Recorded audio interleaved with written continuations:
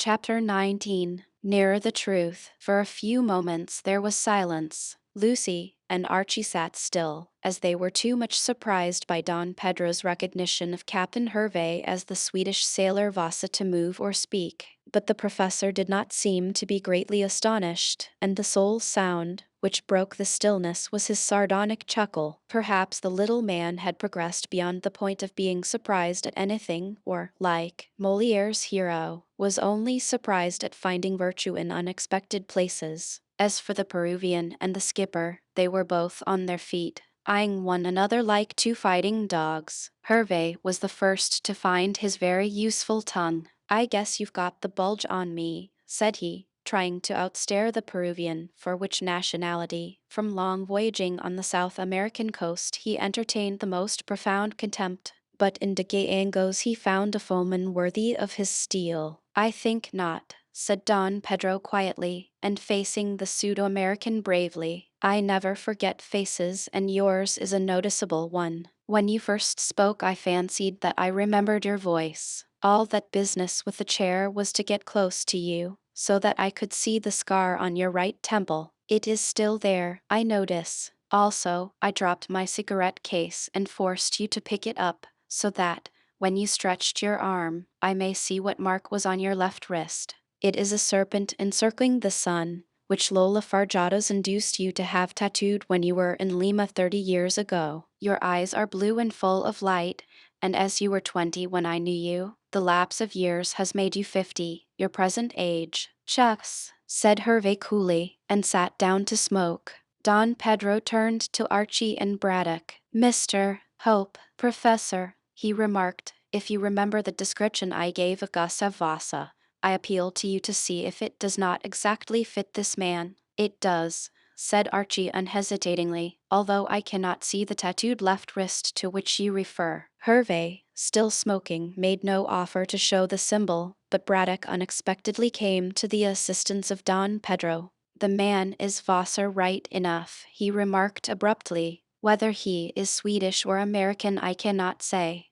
But he is the same man I met when I was in Lima 30 years ago, after the war." Hervé slowly turned his blue eyes on the scientist with a twinkle in their depths. "So you recognized me?" he observed, with his Yankee drawl. "I recognized you at the moment I hired you to take the diver to Malta to bring back that mummy," retorted Braddock. "But it didn't suit my book to let on." "Didn't you recognize me?" "Well, no," said Hervé, his drawl more pronounced than ever. "I haven't got the memory for faces that you and the Don here seem to possess." "Huh." He wheeled his chair and faced Braddock squarely. "I'd have thought you wiser not to back up the Don, sir." Braddock's little eyes sparkled. "I am not afraid of you," said he with great contempt. "I never did anything for which you could get money out of me for Captain Hervé or Gustav Vasa, or whatever your name may be." "You were always a mighty spry man," assented the skipper coolly. "But spry men, I take it, make mistakes from being too almighty smart." Braddock shrugged his shoulders and Don Pedro intervened.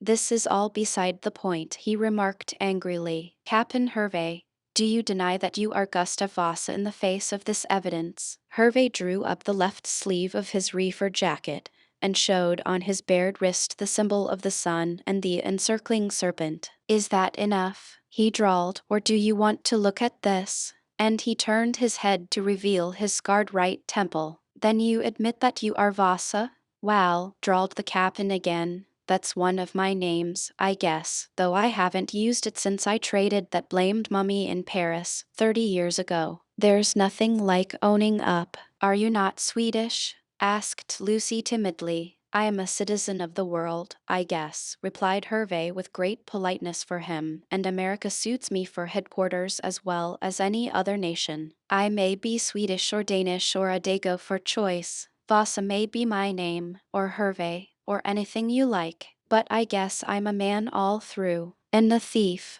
cried Don Pedro, who had resumed his seat, but was keeping quiet with difficulty. "Not of those emeralds," rejoined the skipper coolly. "Lord, to think of the chance I missed. 30 years ago I could have looted them, and again the other day. But I never knew," cried Hervé regretfully, with his vividly blue eyes on the mummy. I could just kick myself, gentlemen, when I think of the miss. Then you didn't steal the manuscript along with the emeralds? Well, I did, cried Hervey, turning to Archie, who had spoken, but it was in a fern lingo, to which I didn't catch on. If I'd known I'd have learned about those blamed emeralds. What did you do with the copy of the manuscript you stole? Asked Don Pedro sharply. I know there was a copy, as my father told me so. I have the original myself, but the transcript, and not a translation, as I fancied, appeared in Sir Frank Random's room today, hidden behind some books. Hervey made no move,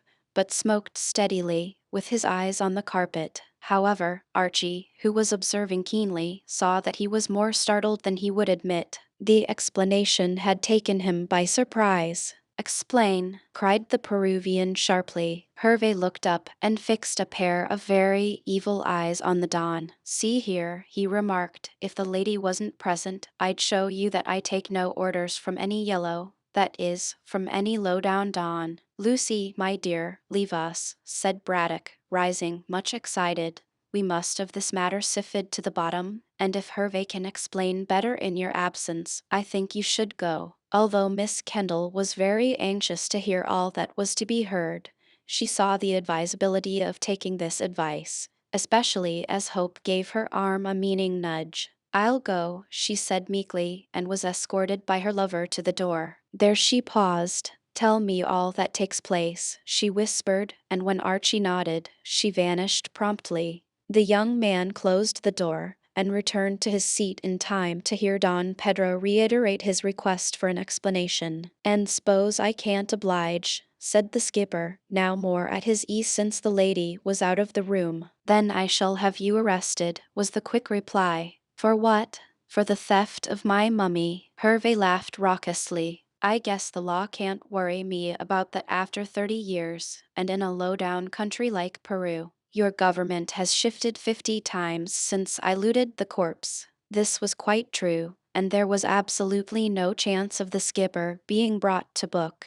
Don Pedro looked rather disconsolate, and his gaze dropped under the glare of Hervey's eyes, which seemed unfair, seeing that the Don was as good as the captain was evil. You can't expect me to condone the theft, he muttered. I reckon I don't expect anything, retorted Hervey coolly. I looted the corpse, I don't deny, and, after my father had treated you like a son, said Don Pedro bitterly, you were homeless and friendless, and my father took you in, only to find that you robbed him of his most precious possession. The skipper had the grace to blush, and shifted uneasily in his chair. You can't say truer than that, he grumbled, averting his eyes. I guess I'm a bad lot all through. But a friend of mine wanted the corpse and offered me a heap of dollars to see the business through. Do you mean to say that someone asked you to steal it?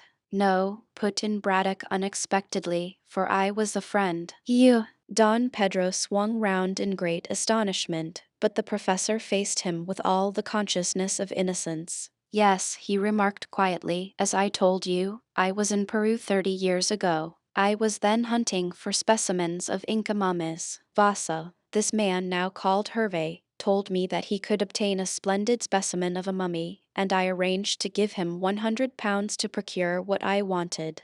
But I swear to you, de Angos, continued the little man earnestly, that I did not know he proposed to steal the mummy from you. You knew it was the green mummy? Asked Don Pedro sharply. No, I only knew that it was a mummy. Did Vasa get it for you? I guess not, said the gentleman who confessed to that name. The professor went to Cuzco and got into trouble. I was carried off to the mountains by some Indians, interpolated the professor, and only escaped after a year's captivity. I did not mind that, as it gave me the opportunity of studying a decaying civilization. But when I returned a free man to Lima, I found that Vasa had left the country with the mummy. That's so, assented Hervey, waving his hand. I got a berth as second mate on a windjammer sailing to Europe, and as the country wasn't healthy for me since I'd looted the green mummy, I took it abroad and yanked it to Paris, where I sold it for a couple of £100. With that, I changed my name and had a high old time. I never heard of the blamed thing again until the professor here turned up with Mr. Bolton at Pierside, asking me to bring it in the diver from Malta. It was what you'd call a coincidence, I reckon, added Hervey lazily, but I did cry small when I heard the professor here had paid 900 for a thing I'd let slip for 200. Had I known of those infernal emeralds, I'd have ripped open the case on board and would have recouped myself. But I knew nothing, and Bolton never told me. How could he? Asked Braddock quietly, when he did not know that any jewels were buried with the dead. I did not know either, and I have explained why I wanted the mummy, but it never struck me until I hear what you say now, that this mummy, he nodded towards the green case, was the one which you had stolen at Lima from de Gallegos. But you must do me the justice, Captain Hervey, to tell Don Pedro that I never countenanced the theft. No, you were square enough, I guess. The sin is on my own blessed shoulders, and I don't ask it to be shifted. What did you do with the copy of the manuscript? Asked Don Pedro. Hervey ruminated. I can't think, he mused. I found a screed of Latin along with the mummy, when I looted it from your Lima house, but it dropped out of my mind as to what became of it. Maybe I passed it along to the Paris man, and he sold it along with the corpse to the Maltese gent. But I tell you this copy was found in Sir Frank's room, insisted de Gallegos. How did it come to be there? Captain Hervey rose and took a turn up and down the room. When Cockatoo came in his way, he calmly kicked him aside. What do you think, Mr. Hope? He asked, coming to a full stop before Archie, while Cockatoo crept away with a very dark scowl. I don't know what to think, replied that young gentleman promptly, save that Sir Frank is my very good friend, and that I take his word that he knows nothing of how the manuscript came to be hidden in his bookcase. Oh, said Hervey scornfully, and took another turn up and down the room in silence. I surmise that your friend isn't a white man. Hope leaped to his feet. That's a lie, he said distinctly. I'd have shot you for that down chilly way, snapped the skipper. Possibly, retorted the artist dryly, but I happen to be handy with my revolver also. I say again that you lie. Random is not the man to commit so foul a crime. Then how did the manuscript get into his room? Questioned Hervey. He is trying to learn, and, when he does, will come here to let us all know, Captain Hervey. But I ask you on what grounds you accuse him? Oh, I know all you said today, added Hope scornfully, waving his hand.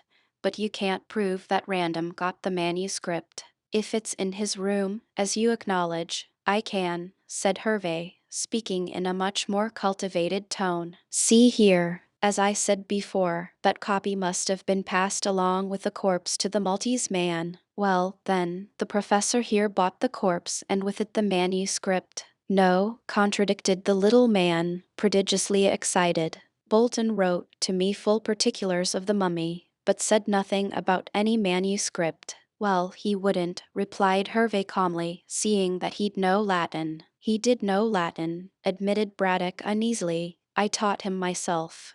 But do you mean to say that he got that manuscript and read it and intended to keep the fact of the emeralds secret? Hervey nodded 3 times and twisted his cheroot in his mouth. How else can you figure the business out? He demanded quietly, and with his eyes fixed on the excited professor.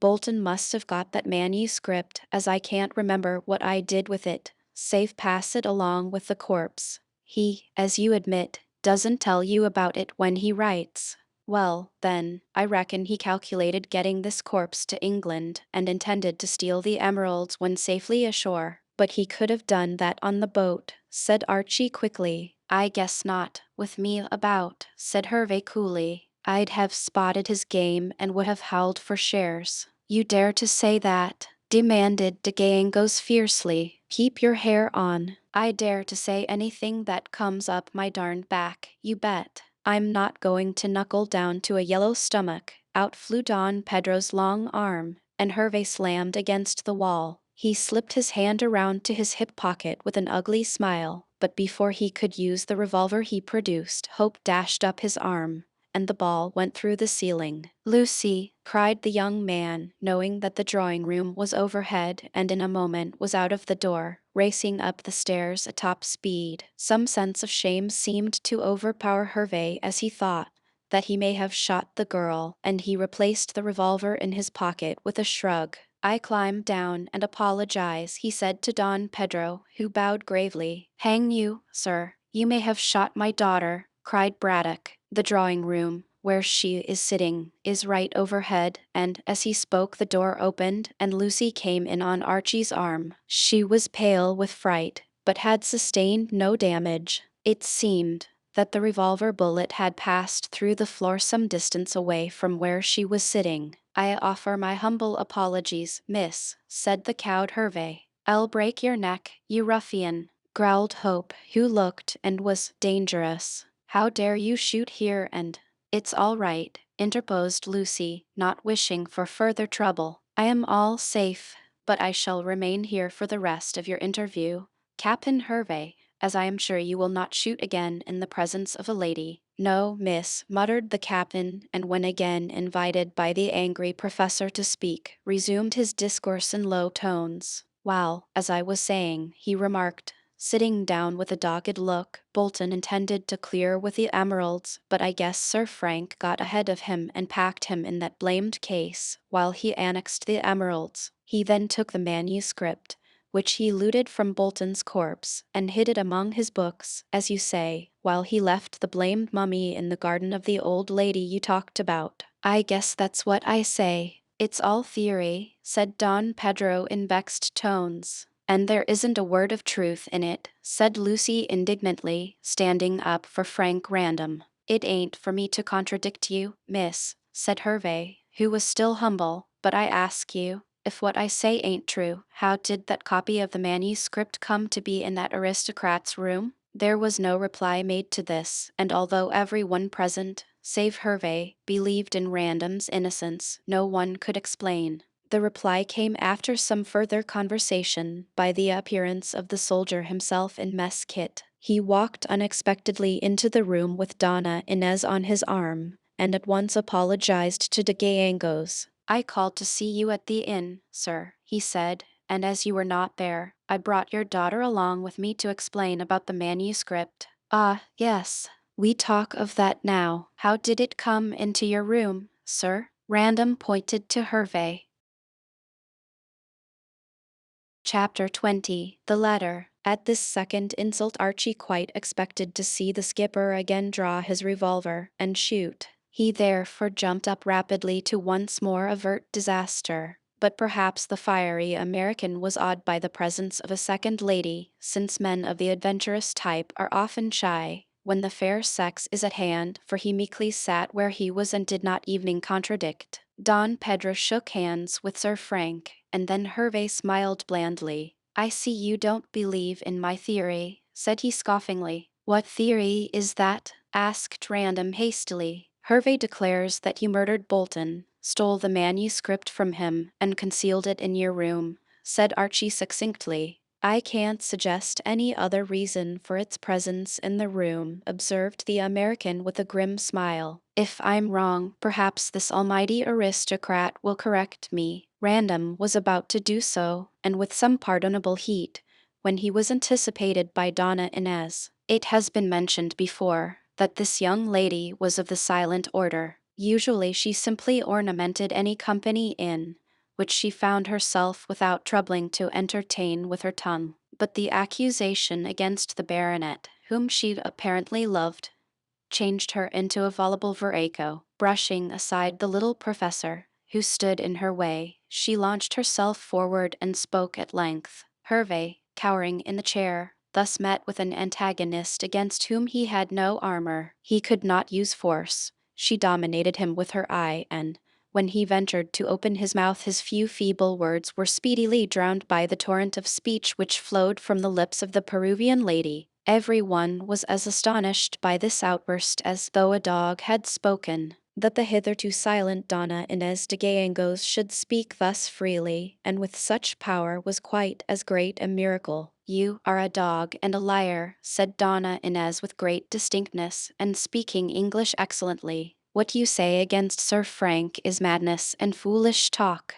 In Genoa my father did not speak of the manuscript, nor did I, who tell you this. How, then, could Sir Frank kill this poor man, when he had no reason to slay him? For the emeralds, faltered Hervey weakly. For the emeralds, echoed the lady scornfully. Sir Frank is rich. He does not need to steal to have much money. He is a gentleman who does not murder, as you have done. Hervey started to his feet, dismayed but defiant, and saw that he was ringed with unfriendly faces. As I have done. Why, I am, Donna Inez interrupted. You are a murderer. I truly believe that you, yes, that you, she pointed a scornful finger at him, killed this poor man who was bringing the mummy to the professor. If you were in my own country, I should have you lashed like the dog you are. Pig of a Yankee, vile scum of the... That will do, Inez said de Gangos imperiously. We wish to make this gentleman tell the truth, and this is not the way to go about the matter. Gentleman, echoed the angry Peruvian, he is none. Truth. There is no truth in him. The pig of pigs. And then, her English failing, she took refuge in Spanish, which is a fairly comprehensive language for swearing in a polite way. The words fairly poured from her mouth, and she looked as fierce as Bellona, the goddess of war. Archie, listening to her words and watching her beautiful face distorted out of all loveliness, secretly congratulated himself upon the fact that he was not her prospective bridegroom. He wondered how Sir Frank, who was a mild, good-tempered man himself, could dare to make such a fiery female lady random. Perhaps the young man thought himself that she was going a trifle too far, for he touched her nervously on the arm. At once the anger of Donna Inez died down, and she submitted to be led to a chair, whispering as she went, "It was for your sake, my angel, that I was angry," she said, and then relapsed into silence, watching all future proceedings with flashing eyes but compressed mouth. "Well," muttered Hervey with his invariable drawl, "now that the lady has eased her mind, I should like to know why this aristocrat says I placed that manuscript in his room." "You shall know, and at once," said Random promptly. "Did you not call to see me a day or so ago?" "I did, sir. I wished to tell you what I had discovered, so that you may pay me to shut my mouth if you felt so inclined. I asked where your room was, sir, and walked right in, since your flunky was not at the door." "Quite so. You were in my room for a few minutes." "Say 5, interpolated the American imperturbably, "and then came down. You met my servant, who told you that I would not be back for 5 or 6 hours." "That's just as you state, sir. I was sorry to miss you, but my time being valuable, I had to get back to Pierside. Failing you, I later came to see the professor here, and told him what I had discovered." "You merely discovered a mare's nest," said Random contemptuously, "but this is not the point. I believe that you,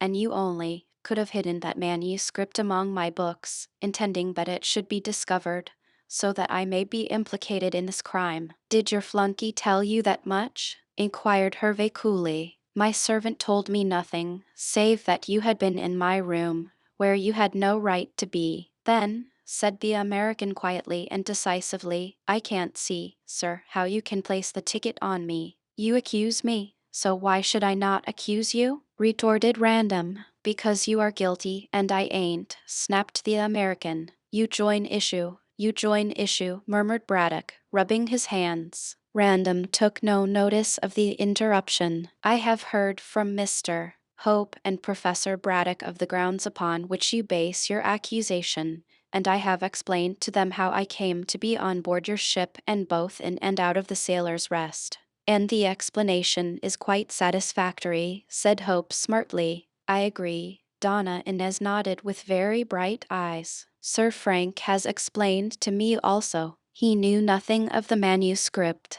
"And you, sir," said Don Pedro quietly to Captain Hervey, "apparently did, since you stole it along with the mummy from Lima." "I confess the theft, but I didn't know what the manuscript contained," said the skipper dryly, "or I reckon you wouldn't have to ask who stole the emeralds." "No, sir, I should have looted them." "I believe you did, and murdered Bolton," cried Random hotly. "Shucks," retorted Hervey, rising with a shrug. If I had wished to get rid of Bolton, I'd have yanked him overboard and then would have written accident in my blamed logbook. Braddock looked at Don Pedro and Archie at Sir Frank. What the skipper said was plausible enough. No man would have been such a fool as to have murdered Bolton ashore, when he could have done so without suspicion on board the Tramp. Moreover, Hervey spoke with genuine regret, since he had missed the emeralds and assuredly would not have hesitated to steal them even at the cost of Bolton's life, had he known of their whereabouts. So far he had made a good defense, and, seeing the impression produced, he strolled to the door. There he halted. "If you gents want to lynch me," he said leisurely, "I'll be found at the Sailor's Rest for the next week. Then I'm going as skipper of the Firefly steamer, Port o' London, to Algiers. You can send the sheriff along whenever you choose. But I mean to have my picnic first, and tomorrow I'm going to Inspector Date with my yarn. Then I guess that almighty aristocrat will find himself in quad." "Wait a moment," cried Braddock, running to the door. "Let me talk to you and arrange what is best to be done. If you will." He proceeded no further, for without vouchsafing him a reply, Hervey, now quite master of the situation, passed through the door, and the professor hastily followed him. Those who remained looked at one another, scarcely knowing what to say or how to act. "They will arrest you, my angel," cried Donna Inez, clasping Random's arm. "Let them," retorted the young man defiantly. "They can prove nothing. With all my heart and soul I believe Hervey to be the guilty person. Hope. What do you say? And you, Miss Kendall?" "Hervey has certainly made an excellent defense," said Archie cautiously. "He wouldn't have been such a fool as to murder Bolton ashore when he could have done it so easily when on the narrow seas." "I agree with you there," said Random quickly. "But if he is innocent, if he did not bring the manuscript into my room, who did? I wonder if Widow Anne herself is guilty," said Lucy in a musing tone. All present turned and looked at the girl. "Who is Widow Anne?" asked Don Pedro with a puzzled air. "She is the mother of Sidney Bolton, the man who was murdered," said Hope quickly. "My dear Lucy, why do you say that?" Lucy paused before replying, and then answered the question by asking another one. "Did you ask Sidney to get you some clothes from his mother to clothe the model?" "Never in my life," said Hope promptly, and, as Lucy saw, truly. "Well, I accidentally met Mrs. Bolton today, and she insisted that her son had borrowed from her a dark shawl and a dark dress for you." "That is not true," said Hope hotly. "Why should the woman tell such a lie?" "Well," said Lucy slowly, "it struck me that the woman who spoke with Sidney through the Sailor's Rest window may be Widow Anne herself, and that she has invented this story of the clothes being lent to account for their being worn, should she be discovered." "It's certainly odd she should speak like this," said Random thoughtfully, "but you forget, Miss Kendall, that she proved an alibi." "What of that?" cried Don Pedro hurriedly. "Alibis can be manufactured." "It will be best to see this woman and question her," suggested Donna Inez. Archie nodded. "I shall do so tomorrow. By the way, does she ever come to your room in the fort, Random?" "Oh yes, she is my laundress, you know, and at times brings back the clothes herself. My servant is usually in, though." "I see what you mean. That she may have received the manuscript from Bolton, and have left it in my room." "Yes, I think that," said Archie slowly. "I should not be at all surprised to learn that a portion of Hervey's theory is correct. Bolton may have found the manuscript packed up in the mummy, amongst the grave clothes. In fact, if he read it, as he would and could, seeing that he was an excellent Latin scholar, thanks to Professor Braddock's training, he may have formed a design to steal the emeralds when he was in the Sailor's Rest. Then someone saved him the trouble, and packed him off to Gartley instead of the mummy." "But why should Widow Anne leave the manuscript in my room?" argued Random. "Can't you see? Bolton knew that you wanted the mummy for Don Pedro, and was aware how you had, so to speak, used threats in the presence of witnesses, since you spoke out aloud on the deck." "Only to warn Bolton against the Indians," pleaded Random. "Exactly. but your words were capable of being twisted as Hervey has twisted them. Well, if Widow Anne really went to see her son, and from the lie about the borrowed clothes it looks like it, he may have given her the manuscript, so as to throw the blame on you. The murder. No, no, said Archie testily. Bolton did not expect to be murdered, but I really believe that he intended to fly with the emeralds, and hoped that when the manuscript was found in your room you would be accused. The idea was suggested to him, I believe, by your visit to the diver. What do you think, Miss Kendall? Asked Random nervously. I fancy that it is possible. Sir Frank turned to the Peruvian. Don Pedro, he said proudly, you have heard what Hervey says. Do you believe that I am guilty? For answer de Gangos took his daughter's hand and placed it in that of the young soldier. That will show you what I think, he said gravely. Thank you, sir, said Random, moved, and shook his future father-in-law heartily by the hand, while Donna Inez, throwing all restraint to the winds, kissed her lover exultingly on the cheek. In the amid of this scene Professor Braddock returned, looking very pleased. I have induced Hervey to hold his tongue for a few days until we can look into this matter, he said, rubbing his hands. That is, if you think it wise, all of you. Otherwise, I am quite willing to go myself tomorrow and tell the police. No, said Archie rapidly, let us thresh out the matter ourselves. We will save Sir Frank's name from a police court slur at all events. I do not think there is any chance of Sir Frank being arrested, said Don Pedro politely. The evidence is insufficient, and at the worst he can provide an alibi. I am not so sure of that, said Random anxiously. I went to London certainly, but I did not go to any place where I am known. However, he added cheerfully, I dare say I'll be able to defend myself. Still, the fact remains that we are no nearer to learning who killed Bolton than we were. I am sending Cockatoo to Pierside tomorrow to stop at the Sailor's Rest for a time, said Braddock quickly. He will watch Hervey, and if there is anything suspicious about his movements, we shall soon know. And I turn amateur detective tomorrow and question Widow Anne, said Hope, after which remark he had to explain matters to Braddock, who had been out of the room when Mrs. Bolton's strange request had been discussed. Meanwhile Donna Inez had been whispering to her lover and pointing to the mummy. Don Pedro followed her thoughts and guessed what she was saying. Random proved the truth of his guess by turning to him. Do you really want to take back the mummy to Peru, sir? He asked quietly. Certainly. Inca Caxus was my forefather. I do not wish to leave him in this place. His body must be restored to its tomb. All the Indians who look upon me as their present Inca expect me to bring the body back. Although, added de Gangos gravely, I did not come to Europe to look for the mummy, as you know. Then I shall buy the mummy, said Random impetuously. Professor, will you sell it to me? Now that I have examined it thoroughly I shall be delighted, said the little man, say for £2,000. Not at all, interposed Don Pedro. You mean 1,000? Of course he does, said Lucy quickly, and the check must be paid to Archie, Sir Frank. To me, cried Braddock indignantly. I insist. The money belongs to Archie, said Lucy obstinately. You have seen what you desired to see, father, and as Archie only lent you the money, it is only fair that he should have it again. Oh, let the professor have it, said Hope good-naturedly. No, no, no. Random laughed.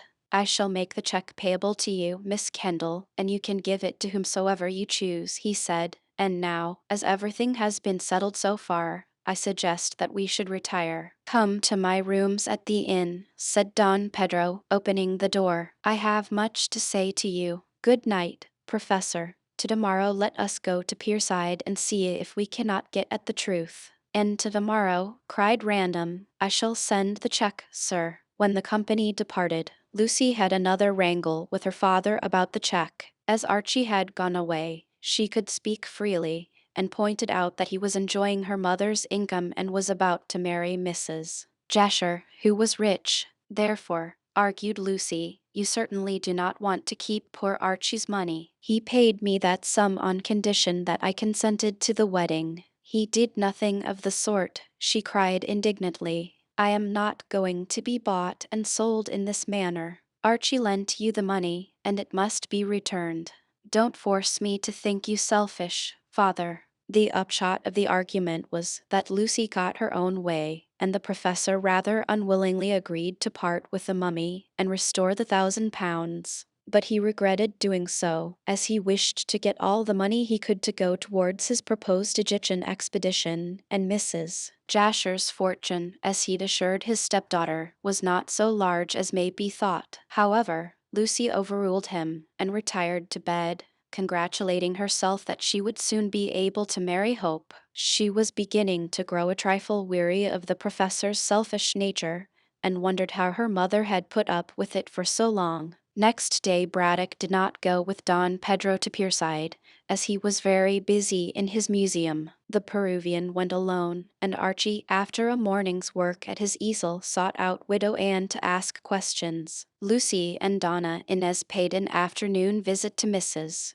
Jasher, and found her in bed, as she had caught a mild sort of influenza. They expected to find Sir Frank here, but it seemed that he had not called. Thinking that he was detained by military business, the girls thought nothing more of his absence, although Donna Inez was somewhat downcast. But Random was detained in his quarters by a letter, which had arrived by the midday post, and which surprised him not a little. The postmark was London, and the writing, evidently a disguised hand, was almost illegible in its crudeness. The contents ran as follows, and it will be noticed that there is neither date nor address, and that it is written in the third person. If Sir Frank Random wants his character to be cleared and all suspicion of murder to be removed from him, he can be completely exonerated by the writer, if he will pay the same £5,000. If Sir Frank Random is willing to do this, let him appoint a meeting place in London, and the writer will send a messenger to receive the money and to hand over the proofs which will clear Sir Frank Random. If Sir Frank Random plays the writer false, or communicates with the police, proofs will be forthcoming which will prove him to be guilty of Sidney Bolton's death, and which will bring him to the scaffold without any chance of escape. Chapter 21. A Story of the Past. Mrs. Jasher's influenza proved to be very mild truly. When Donna Inez de Gayangos and Lucy paid a visit to her on the afternoon of the day succeeding the explanations in the museum, she was certainly in bed, and explained that she had been there since the professor's visit on the previous day. Lucy was surprised at this, as she had left Mrs. Jasher perfectly well, and Braddock had not mentioned any ailment of the widow. But influenza, as Mrs. Jasher observed, was very rapid in its action, and she was always susceptible to disease from the fact that in Jamaica she had suffered from malaria. Still, she was feeling better and intended to rise from her bed on that evening, if only to lie on the couch in the pink drawing-room. Having thus detailed her reasons for being ill, the widow asked for news. As no prohibition had been placed upon Lucy with regard to Hervey's visit, and as Mrs. Jasher would be one of the family when she married the professor, Miss Kendall had no hesitation in reporting all that had taken place. The narrative excited Mrs. Jasher, and she frequently interrupted with expressions of wonder. Evening Donna Inez grew eloquent, and told the widow how she had defended Sir Frank against the American skipper. "What a dreadfully wicked man," said Mrs. Jasher, when in possession of all the facts. "I really believe that he did kill poor Sidney." "No," said Lucy decisively, "I don't think that. He would have murdered him on board had he intended the crime, as he could have done so with more safety. He is as innocent as Sir Frank, and no one dare say a word against him," cried Donna Inez with flashing eyes. "He has a good defender, my dear," said the widow, patting the girl's hand. "I love him," said Donna Inez, as if that explained everything, and perhaps it did, so far as she was concerned. Mrs. Jasher smiled indulgently, then turned for further information to Lucy. "Can it be possible," she said, "that Widow Ann is guilty?" "Oh, I don't think so. She would not murder her own son, especially when she was so very fond of him. Archie told me, just before we came here, that he had called to see her. She still insists that Sydney borrowed the clothes, saying that Archie wanted them. What do you make of that, my dear? Well, said Miss Kendall, pondering. Either Widow Anne herself was the woman who talked to Sydney through the sailor's rest window, and has invented this story to save herself, or Sydney did get the clothes and intended to use them as a disguise when he fled with the emeralds. In that case, said Mrs. Jasher, the woman who talked through the window still remains a problem. Again, if Sidney Bolton intended to steal the emeralds, he could have done so in Malta or on board the boat. No, said Lucy decisively. The mummy was taken directly from the seller's house to the boat, and perhaps Sidney did not find the manuscript until he looked at the mummy. Then Captain Hervey kept an eye on Sidney, so that he could not open the mummy to steal the emeralds. Still, according to your own showing, Sidney looked at the actual mummy. He opened the mummy case. That is, else he could not have got the manuscript. Lucy nodded. I think so, but of course we cannot be sure. But the packing case in which the mummy was stowed was placed in the hold of the steamer, and if Sidney had wished to steal the emeralds, he could not have done so without exciting Captain Hervey's suspicions. Then let us say that Sidney robbed the mummy when in the Sailor's Rest, and took the clothes he borrowed from his mother in order to fly in disguise. But what of the woman? Lucy shook her head. I cannot tell. We may learn more later. Don Pedro has gone to Pierside to search, and my father says that he will send Cockatoo there also to search. Well, sighed Mrs. Jasher wearily, I hope that all this trouble will come to an end. That green mummy has proved most unlucky. Leave me now, dear girls, as I feel somewhat tired. Goodbye, said Lucy, kissing her. I hope that you will be better this evening. Don't get up unless you feel quite able. Oh, I shall take my ease in the drawing room. I thought you always called it the parlor, laughed the girl. Ah, Mrs. Jasher smiled. You see, I am practicing against the time when I shall be mistress of the pyramids. You can't call that large room there a parlor, and she laughed weakly. Altogether, Mrs. Jasher impressed both Lucy and Donna Inez with the fact that she was very weak and scarcely able, as she put it, to draw one leg after the other. Both the girls would have been surprised to see what a hearty meal Mrs. Jasher made that evening, when she was up and dressed. Perhaps she felt that her strength needed keeping up, but she certainly partook largely of the delicate dinner provided by Jane, who was a most excellent cook. After dinner, Mrs. Jasher lay on a pink couch in the pink parlor by a splendid fire, for the night was cold and raw with a promise of rain. The widow had a small table at her elbow, on which stood a cup of coffee and a glass of liquor. The rose-colored curtains were drawn, the rose-shaded lamps were lighted, and the whole interior of the cottage looked very comfortable truly. Mrs. Jasher, in a crocus-yellow tea-gown trimmed with rich black lace, reclined on her couch like Cleopatra in her barge. In the pink light she looked very well preserved, although her face wore an anxious expression. This was due to the fact that the mail had come in and the 3 letters brought by the postman had to do with creditors. Mrs. Jasher was always trying to make both ends meet, and had a hard struggle to keep her head above water. Certainly, since she had inherited the money of her brother, the Pekin merchant, she need not have looked so worried, but she did and made no disguise of it, seeing that she was quite alone. After a time she went to her desk and took out a bundle of bills and some other letters, also an account book and a bank book. Over these she pored for quite an hour. The clock struck 9 before she looked up from this unpleasant task, and she found her financial position anything but satisfactory. With a weary sigh she rose and stared at herself in the mirror over the fireplace, frowning as she did so. Unless I can marry the professor at once, I don't know what will happen to me, she mused gloomily. I have managed very well so far,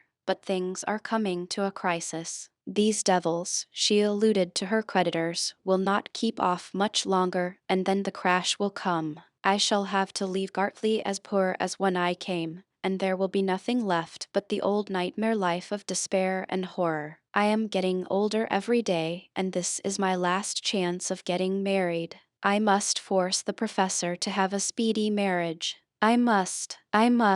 And she began to pace the tiny room in a frenzy of terror and well-founded alarm. As she was trying to calm herself, and succeeding very badly, Jane entered the room with a card. It proved to be that of Sir Frank Random. "It is rather a late hour for a visit," said Mrs. Jasher to the servant. "However, I feel so bored that perhaps he will cheer me up. Ask him to come in." When Jane left, she stood still for a moment or so, trying to think why the young man had called at so untoward an hour. But when his footsteps were heard approaching the door, she swept the books and the bills and the letters into the desk and locked it quickly. When Random appeared at the door, she was just leaving the desk to greet him, and no one would have taken the smiling, plump, well-preserved woman for the creature who lately had looked so haggard and careworn. "I am glad to see you, Sir Frank," said Mrs. Jasher, nodding in a familiar manner. "Sit down in this very comfortable chair, and Jane shall bring you some coffee and kummel." "No, thank you," said Random in his usual stiff way, but very politely. "I have just left the mess, where I had a good dinner." Mrs. Jasher nodded and sank again on the couch, which was opposite the chair which she had selected for her visitor. "I see you are in mess kit," she said gaily. "Quite a glorified creature to appear in my poor little parlor. Why are you not with Donna Inez? I have heard all about your engagement from Lucy. She was here today with Senorita de Gallegos, so I believe," said Random, still stiffly. "But you see I was anxious to come and see you." "Ah," said Mrs. Jasher amiably, "you heard that I was ill." "Yes, I have been in bed ever since yesterday afternoon, until a couple of hours ago. But I am now better. My dinner has done me good. Pass me that fan, please. The fire is so hot." Sir Frank did as he was told, and she held the feather fan between her face and the fire, while he stared at her, wondering what to say. "Don't you find this atmosphere very stuffy?" he remarked at length. "It would be a good thing to have the windows open." Mrs. Jasher shrieked. "My dear boy, are you mad? I have a touch of the influenza, and an open window would bring about my death. Why, this room is delightfully comfortable. There is such a strong perfume about it," sniffed Random pointedly. "I should think you knew that scent by this time, Sir Frank. I use no other and never have done. Smell." And she passed a flimsy handkerchief of lace. Random took the handkerchief and placed it to his nostrils. As he did so, a strange expression of triumph crept into his eyes. "I think you told me once that it was a Chinese perfume," he said, returning the handkerchief. Mrs. Jasher nodded, well pleased. "I get it from a friend of my late husband who is in the British Embassy at Pekin. No one uses it but me. But surely some other person uses it, not in England, and I do not know why you should say so. It is a specialty of mine. Why," she added playfully, "if you met me in the dark you should know me by this scent." "Can you swear that no one else has ever used this perfume?" asked Random. Mrs. Jasher lifted her penciled eyebrows. "I do not know why you should ask me to swear," she said quietly, "but I assure you that I keep this perfume which comes from China to myself. Not even Lucy Kendall has it, although she greatly desired some. We women are selfish in some things, my dear man. It's a most delicious perfume." "Yes," said Sir Frank, staring at her, "and very strong." "What do you mean by that?" "Nothing.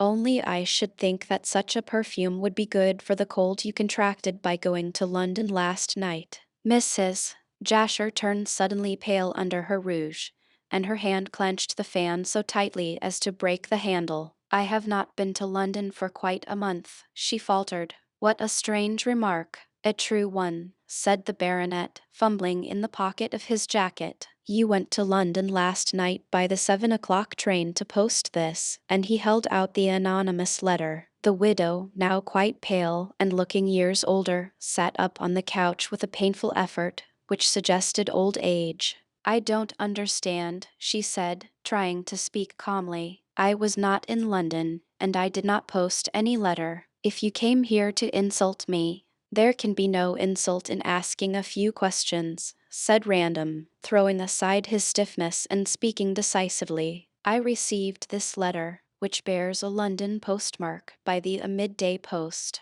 The handwriting is disguised, and there is neither address nor signature nor date. You manufactured your communication very cleverly, Mrs. Jasher, but you forgot that the Chinese perfume may betray you. The perfume, the perfume. Mrs. Jasher gasped and saw in a moment how the late conversation had led her to fall into a trap. The letter retains traces of the perfume you use, went on the baronet relentlessly. I have a remarkably keen sense of smell, and as scent is a most powerful aid to memory, I speedily recollected that you used this especial perfume. You told me a few moments ago that no one else used it, and so you have proved the truth of my statement that this letter, he tapped it, is written by you. It's a lie, a mistake, stuttered Mrs. Jasher, now at bay and looking dangerous. Her society veneer was stripped off, and the adventuress pure and simple came to the surface, indignant at the way in which she had deceived everyone,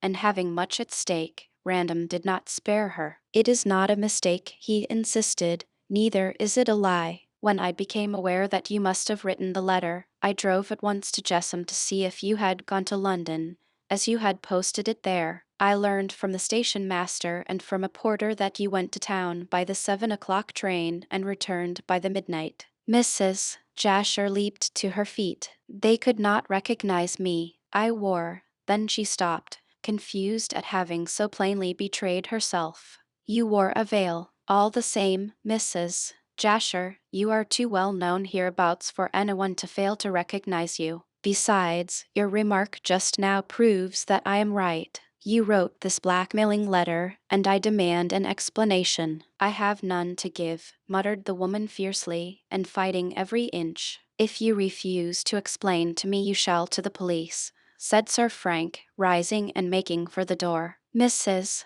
Jasher flung herself forward and clung to him. For God's sake, don't. Then you will explain? You will tell me? Tell you what? Who murdered Sidney Bolton? I do not know. I swear I do not know, she cried feverishly. That is ridiculous, said Random coldly. You say in this letter that you can hang me or save me. As you know that I am innocent, you must be aware who is guilty. It's all bluff. I know nothing, said Mrs. Jasher, releasing his arm and throwing herself on the couch. I only wished to get money. £5,000, eh? Rather a large order, sneered Random, replacing the letter in his pocket. You would not ask that sum for nothing. You must be aware of the truth. I suspected many people, Mrs. Jasher, but never you. The woman rose and flung out her arms. No, she said in a deep voice, and fighting like a rat in a corner. I tricked you all down here, Sir Frank. I will tell you the truth. About the murder, I know nothing of that. About myself. Random shrugged his shoulders. I'll hear about yourself first, he said. I can learn details concerning the murder later. Go on. I know nothing of the murder or of the theft of the emeralds. Yet you hid the mummy in this house, and afterwards placed it in your arbor to be found by the professor, for some reason. I know nothing about that either, muttered Mrs. Jasher doggedly, and with very white lips. That letter you have traced to me is all bluff. Then you admit having written it? Yes, she said sullenly. You know too much, and it is useless for me to deny the truth in the face of the evidence you bring against me. I would fight, though, she added, raising her head like a snake its crest, if I was not sick and tired of fighting. Fighting? Yes, against trouble and worry and money difficulties and creditors. Oh, she struck her breast. What do you know of life, you rich, easygoing man? I have been in the depths, and not through my own fault. I had a bad mother, a bad husband. I was dragged in the mire by those who should have helped me to rise. I have starved for days. I have wept for years. In all God's earth there is no more miserable a creature than I am. Kindly talk without so much melodrama, said Random cruelly. Ah, Mrs. Jasher sat down and locked her hands together. You don't believe me. I dare say you don't understand, for life, real life, is a sealed book to you. It is useless for me to appeal to your sympathy, for you are so very ignorant.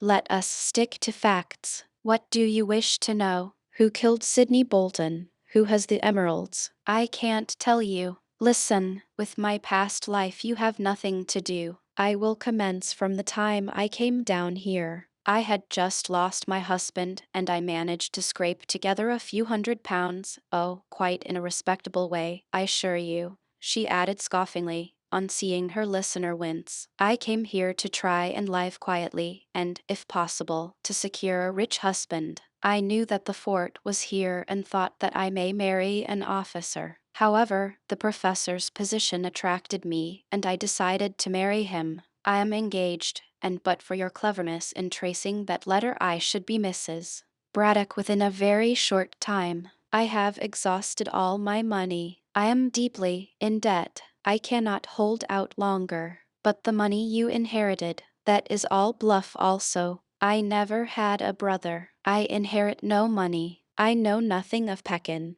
save that a friend of mine sent to me as a yearly Christmas present. I am an adventuress, but perhaps not so bad as you think me. Lucy and Donna Inez have heard no wickedness from my lips. I have always been a good woman in one sense, a moral woman, that is, and I did wish to marry the professor and live a happy life. Seeing that I was at the end of my resources, and that Professor Braddock expected a legacy with me before marriage, I looked round to see how I could get the money. I heard that you were accused by Captain Hervey, and so last night I wrote that letter and posted it in London, thinking that you would yield to save yourself from arrest. Random laughed cynically. You must have thought me weak, he muttered. I did, said Mrs. Jasher frankly. To tell you the truth, I thought that you were a fool. But by tracing that letter and withstanding my demand, you have proved yourself to be more clever than I took you to be. Well, that is all. I know nothing of the murder. My letter is sheer bluff to extort from you £5,000. Had you paid, I should have passed it off to the professor as the money left to me by my brother.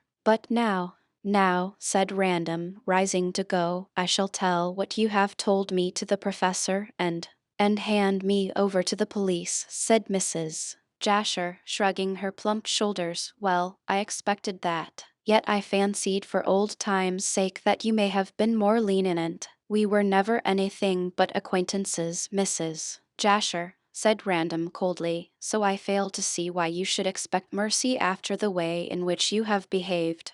You expect to blackmail me, and yet go free. I must punish you somehow, so I shall tell Professor Braddock, as you certainly cannot marry him. But I shall not hand you over to the police. You won't? Mrs. Jasher stared, scarcely able to believe her ears. No, give me a day to think over matters and I shall arrange what to do with you. I think there is some good in you, Mrs. Jasher, and so I shall see if I can't assist you. In the meantime I shall have your cottage watched, so that you may not run away. In that case, you may as well hand me over to the police, she said bitterly. Not at all, rejoined Random coolly. I can trust my servant, who is stupid but honest and is devoted to me. I'll see that everything is kept quiet. But if you attempt to run away I shall have you arrested for blackmail. You understand? Yes, you are treating me very well, she gasped. When shall I see you? Tomorrow evening. I must talk the matter over with Braddock. Tomorrow I shall arrange what to do, and probably I shall give you a chance of leading a new life in some other part of the world. What do you say? I accept truly. There is nothing else left for me to do. That is an ungrateful speech, said Random severely. I dare say. However, we can talk of gratitude tomorrow. Meanwhile, please leave me. Sir Frank went to the door and there paused. Remember, he said distinctly, that your cottage is being watched. Try to escape and I shall have you arrested. Mrs.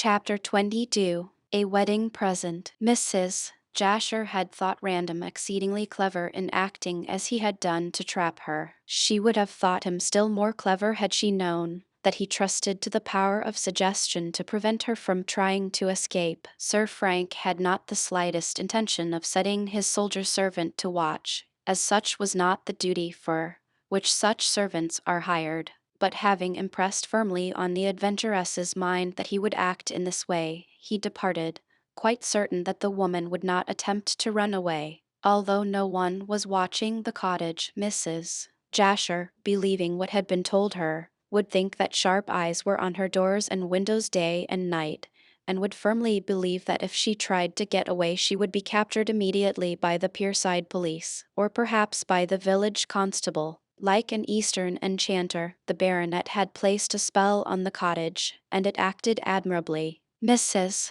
Jasher, although longing to escape and hide herself, remained where she was, cowed by a spy who did not exist. The next day Random went to the pyramids as soon as his duties permitted, and saw the professor. To the prospective bridegroom he explained all that had happened, and displayed the anonymous letter, with an account of how he had proved Mrs. Jasher to be the writer. Braddock's hair could not stand on end, as he had none, but he lost his temper completely, and raged up and down the museum in a way which frightened Cockatoo out of his barbaric wits. When more quiet he sat down to discuss the matter, and promptly demanded that Mrs. Jasher should be handed over to the police. But he may have guessed that Sir Frank would refuse to follow this extreme advice. "She has acted badly, I admit," said the young man. "All the same, I think she is a better woman than you may think, Professor." "Think, think, think," shouted the fiery little man,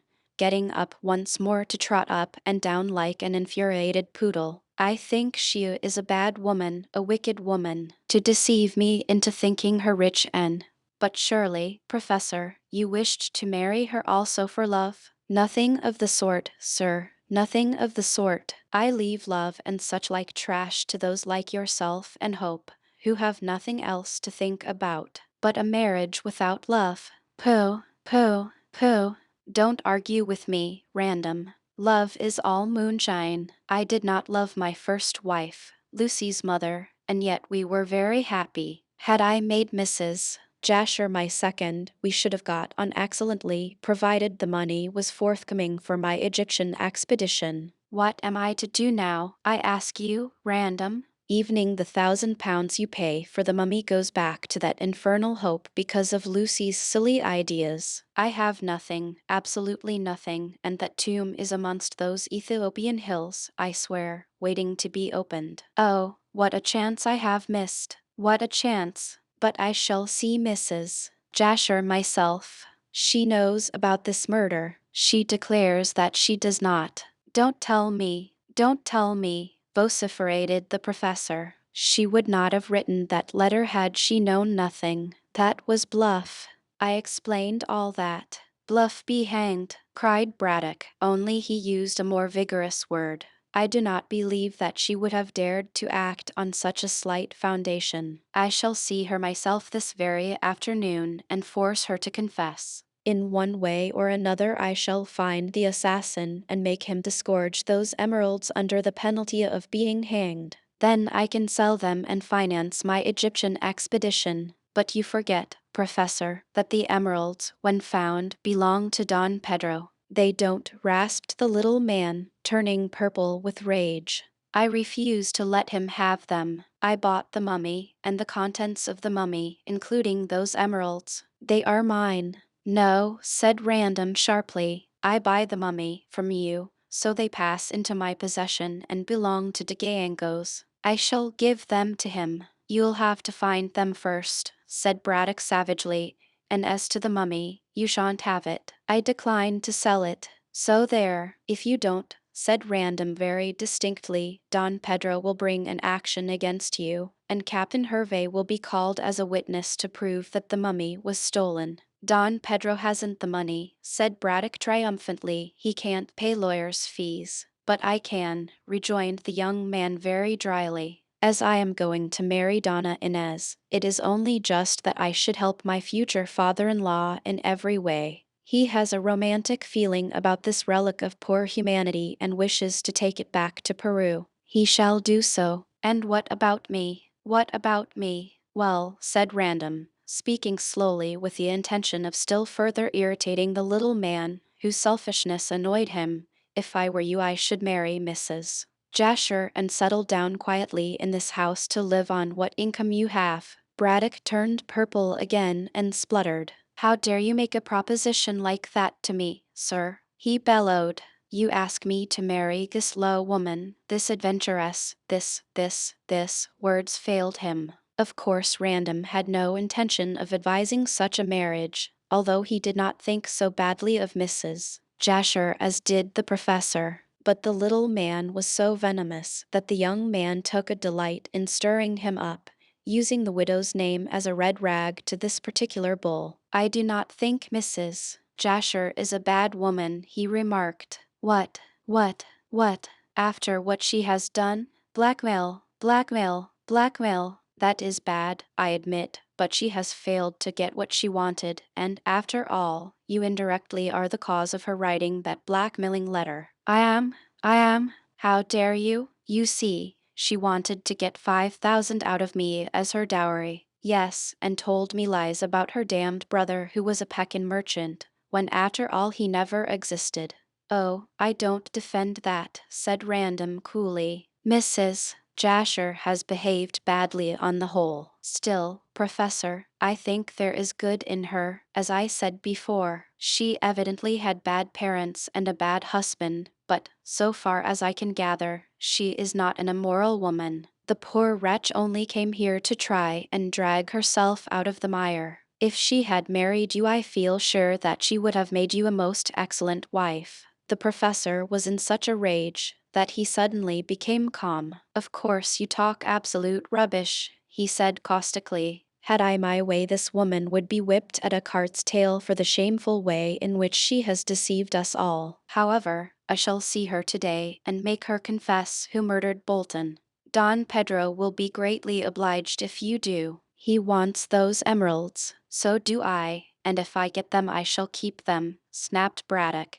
And if you haven't anything more to say you can leave me. I'm busy. As there was nothing more to be done with the choleric little man, Sir Frank took the hint and departed. He went immediately to the Warrior Inn to see Don Pedro, and also Donna Inez. But it so happened that the girl had gone to the Pyramids on a visit to Miss Kendall, and Random was sorry that he had missed her. However, it was just as well, as he could now talk freely to de Gayangos. To him he related the whole story of Mrs. Jasher, and discovered that the Peruvian also, as Braddock had done, insisted that Mrs. Jasher knew the truth. She would not have written that letter if she did not know it, said Don Pedro. Then you think that she should be arrested?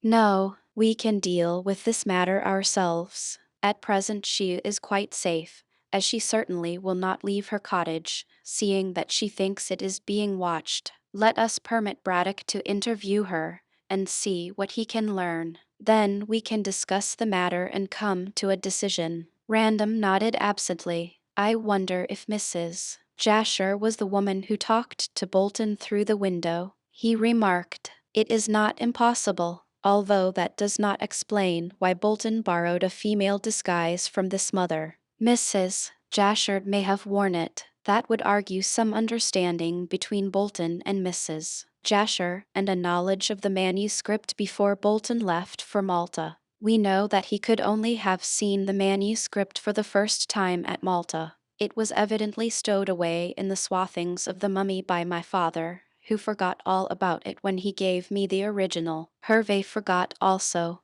I wonder if that is true? I am certain it is, said Don Pedro emphatically, for if Hervé, or Vasa, or whatever you like to call him, had found that manuscript and had got it translated, he certainly would have opened the mummy and have secured the emeralds. No, Sir Frank, I believe that his theory is partly true. Bolton intended to run away with the emeralds and send the empty mummy to Professor Braddock, for, If you remember, he arranged that the landlord of the Sailor's Rest should forward the case next evening if he happened to be away. Bolton intended to be away with the emeralds. Then you do not believe that Hervey placed the manuscript in my room? He declared most emphatically that he did not, said Don Pedro. When at Pierside yesterday I went to the Sailor's Rest and saw him. He told Braddock only the other day that he had lost his chance of a sailing vessel, and as yet had not got another one. But when he returned to Pierside he found a letter waiting him, so he told me, giving him command of a 4,000-ton tramp steamer called the Firefly. He is to sail at once, tomorrow, I believe. Then what is he going to do about this murder business? He can do nothing at present, as if he remains in Pierside, he will lose his new command. Tomorrow he drops downstream. But meantime he intends to write out the whole story of the theft of the mummy. I have promised to give him £50 for doing so, as I want to get back the mummy, free of charge, from Braddock. I think Braddock will stick to the mummy in any event, said Random grimly. Not when Hervey writes out his evidence. He will not have it completed by the time he sails, as he is very busy. But he has promised to send off a boat to the jetty near the fort tomorrow evening, when he is dropping downstream. I shall be there with £50 in gold. Supposing he fails to stop or send the boat, then he will not get his £50, retorted Don Pedro. The man is a rascal and deserves prison rather than reward, but since the mummy was stolen by him 30 years back, he alone can prove my ownership. But why take all this trouble? Argued the baronet. I can buy the mummy from Braddock. No, said Don Pedro. I have a right to my own property. Random lingered until late in the afternoon, and until darkness fell, as he was anxious to see Donna Inez. But she did not appear until late. Meanwhile Archie Hope put in an appearance, having come to see Don Pedro with an account of his interview with Widow Anne. Before coming to the inn he had called on Professor Braddock, and from him had heard all about the wickedness of Mrs. Jasher. His surprise was very great. I should not have believed it, he declared. Poor woman. Ah, said Random, rather pleased. You are more merciful than the Professor, Hope. He calls her a bad woman. Humph. I don't think that Braddock is so good that he can afford to throw a stone, said Archie rather sourly. Mrs. Jasher has not behaved well, but I should like to hear her complete story before judging. There must be a lot of good in her, or Lucy, who has been with her a great deal, would have found her out long ago. I go by a woman's judgment of a woman. But Mrs. Jasher must have been anxious to marry. She was, as Professor Braddock knows, said Random quickly. I am not thinking of that so much as of what Widow Anne told me. Oh, said Don Pedro, looking up from where he was seated. So you have seen that old woman? What does she say about the clothes? She sticks to her story. Sydney, she declares, borrowed the clothes to give to me for a model. Now, I never asked Bolton to do this, so I fancy the disguise must have been intended for himself, or for Mrs. Jasher. But what had Mrs. Jasher to do with him? Demanded Random sharply. Well, it's odd, replied Hope slowly, but Mrs. Bolton declares that her son was in love with Mrs. Jasher, and when he returned from Malta intended to marry her. Impossible, cried Sir Frank. She engaged herself to Braddock, but only after Bolton's death, remember. Don Pedro nodded. That is true, but what you say, Mr. Hope, proves the truth of Hervey's theory. In what way? Mrs. Jasher, as we know from what Random told us, wanted money. She would not marry a man who was poor. Bolton was poor, but of course the emeralds would make him wealthy, as they are of immense value. Probably he intended to steal them in order to marry this woman. This implicates Mrs. Jasher in the crime. Yes, assented Sir Frank, nodding. But as Bolton did not know that the emeralds existed before he bought the mummy in Malta, I do not see why he should borrow a disguise beforehand for Mrs. Jasher to meet him at the Sailor's Rest. The thing is easily settled, said Hope impatiently. Let us both go to Mrs. Jasher's this evening and insist upon the truth being told. If she confesses about her secret engagement to Sidney Bolton, she may admit that the clothes were borrowed for her, and she may admit also that she placed the manuscript in my room, said Sir Frank after a pause. Hervey did not place it there,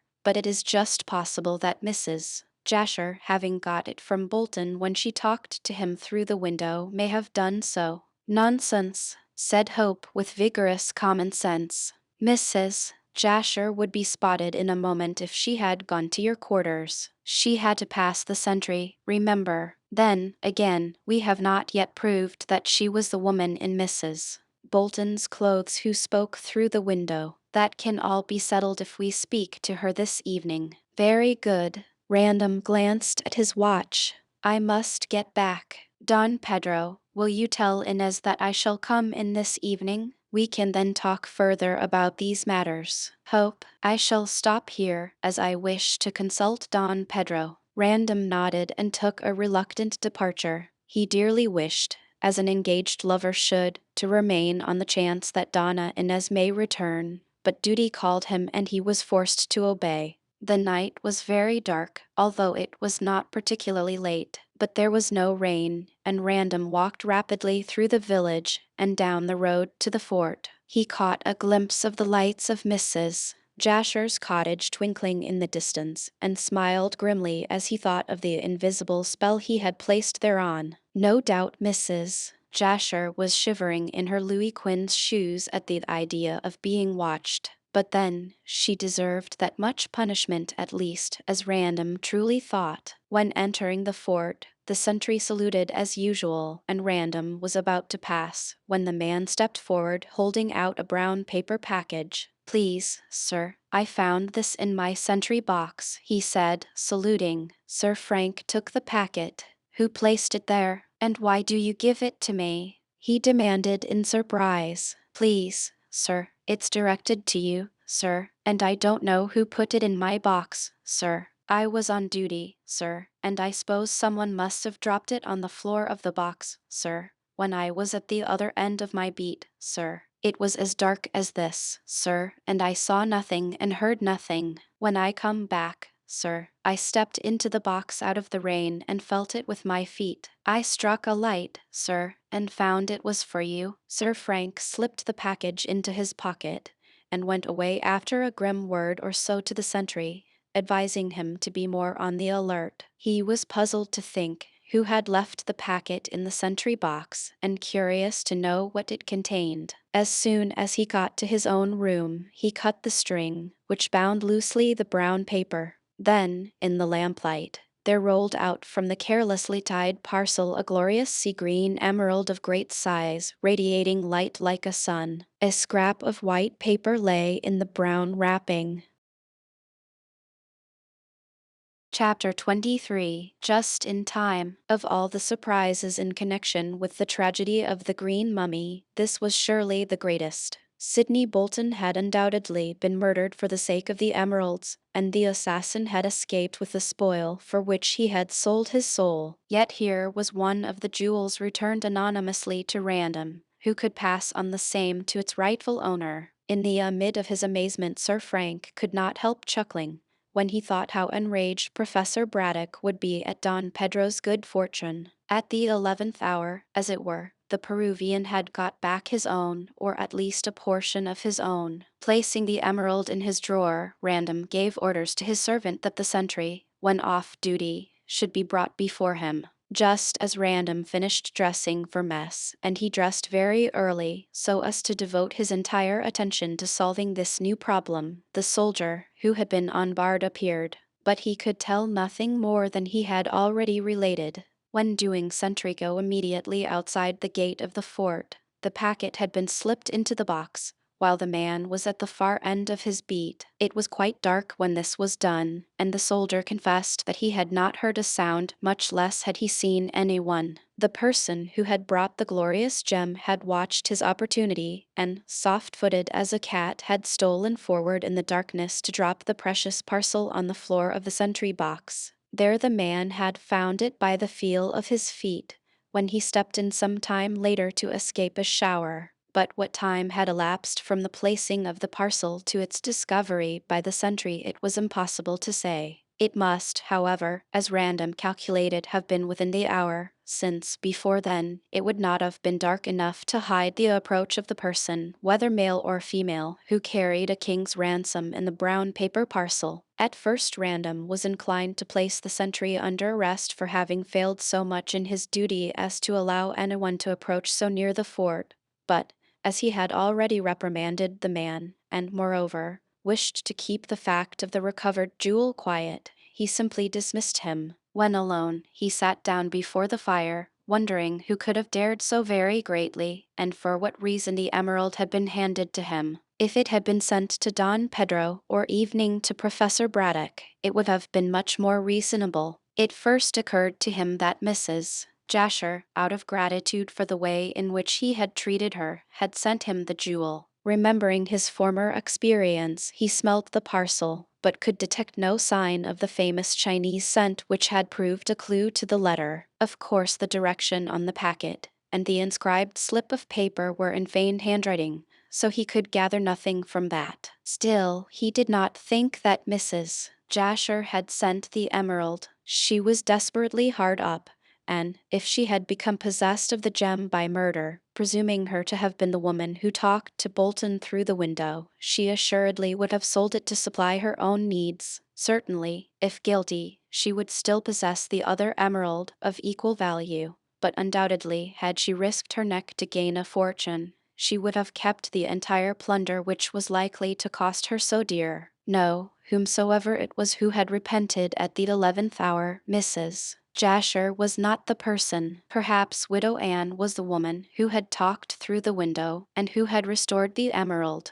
But that was impossible, since Mrs. Bolton habitually took more liquor than was good for her, and would not have the nerve to deliver the jewel, much less commit the crime, the more especially as the victim was her own son. Of course, she may have found out Sidney's scheme to run away with the jewels, and so would have claimed her share, but if she had been in Pierside on that evening, and her presence in Gartley had been sworn to by 3 or 4 cronies, she would have guessed who had strangled her boy. If so, not all the jewels in the world would have prevented her denouncing the criminal, with all her faults, and they were many. Mrs. Bolton was a good mother, and looked upon Sidney as the pride and joy of her somewhat dissipated life. Mrs. Bolton was certainly as innocent as Mrs. Jasher.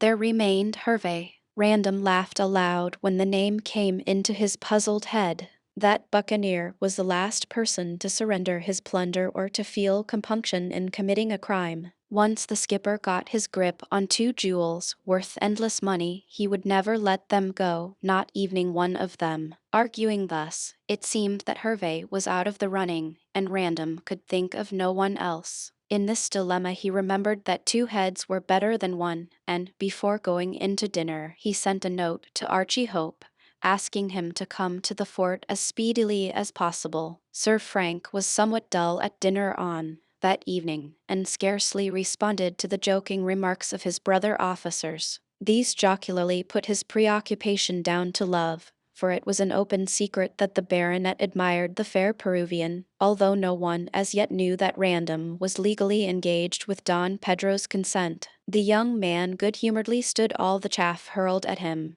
but seized the opportunity to slip away to his quarters as soon as coffee came on the table, and the smoking began. It was 9 o'clock before he returned to his room, and here he found Hope waiting for him impatiently. "I see you have been dining at the Pyramids," said Random, seeing that Hope was in evening dress. Archie nodded.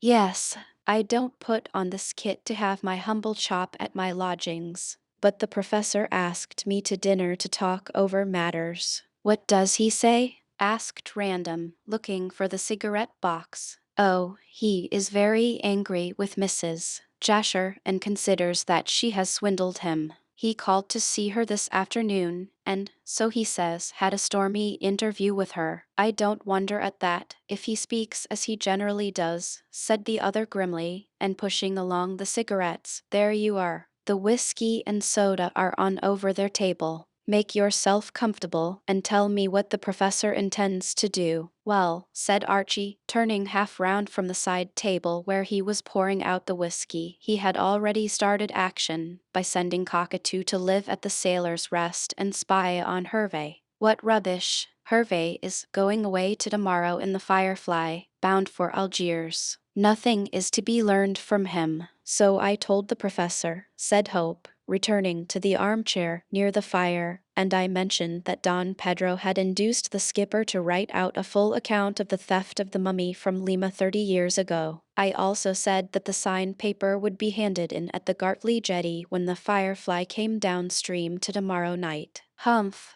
And what did Braddock say to that? Nothing much. He merely stated that whatever Hervey said toward proving the ownership of your future father-in-law, that he intended to stick to the embalmed corpse of Inca Caxus, and also that he intended to claim the emeralds when they turned up. Random rose and went to the drawer of his desk.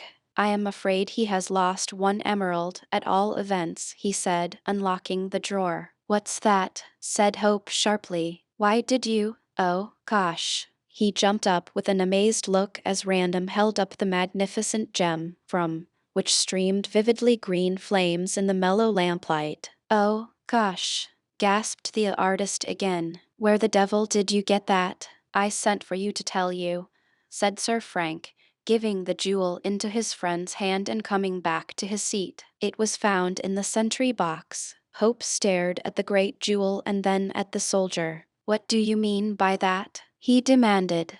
How the dickens could it be found in a sentry box? You must be making a mistake. Not a bit of it. It was found on the floor of the box by the sentry, as I tell you, and I have sent to consult with you as to how the deuce it got there. Hervey, muttered Archie, fascinated by the gem. Random shrugged his square shoulders. Catch that Yankee Shylock returning anything he got his grip on, evening as a wedding present. A wedding present, said Hope, more at sea than ever. If you don't mind giving me details, old chap, my head would buzz less. I rather think that it will buzz more, said Random dryly, and producing the brown paper in which the gem had been wrapped and the inscribed paper found within, he related all that had happened. Archie listened quietly and did not interrupt, but the puzzled look on his face grew more pronounced. Well, ended Random, seeing that no remark was made when he had finished. What do you think? Lord knows. I'll go out of my mind if these sort of things come along. I am a simple sort of chap, and have no use for mysteries which beat all the detective stories I have ever read.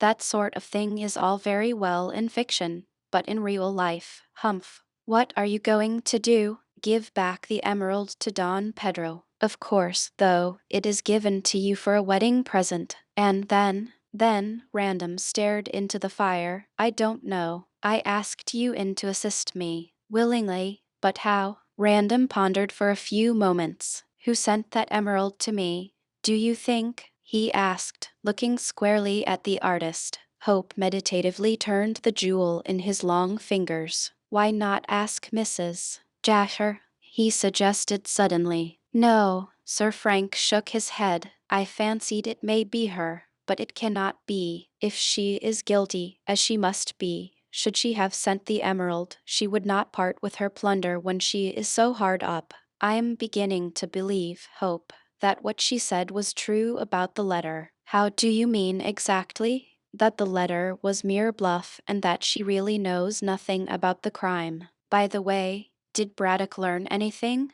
Not a thing. He merely said that the two of them fought. I expect Braddock stormed and Mrs. Jasher retorted. Both of them have too much tongue music to come to any understanding. By the way, to echo your own phrase, you had better put away this gem or I shall be strangling you myself in order to gain possession of it. The mere sight of that gorgeous color tempts me beyond my strength.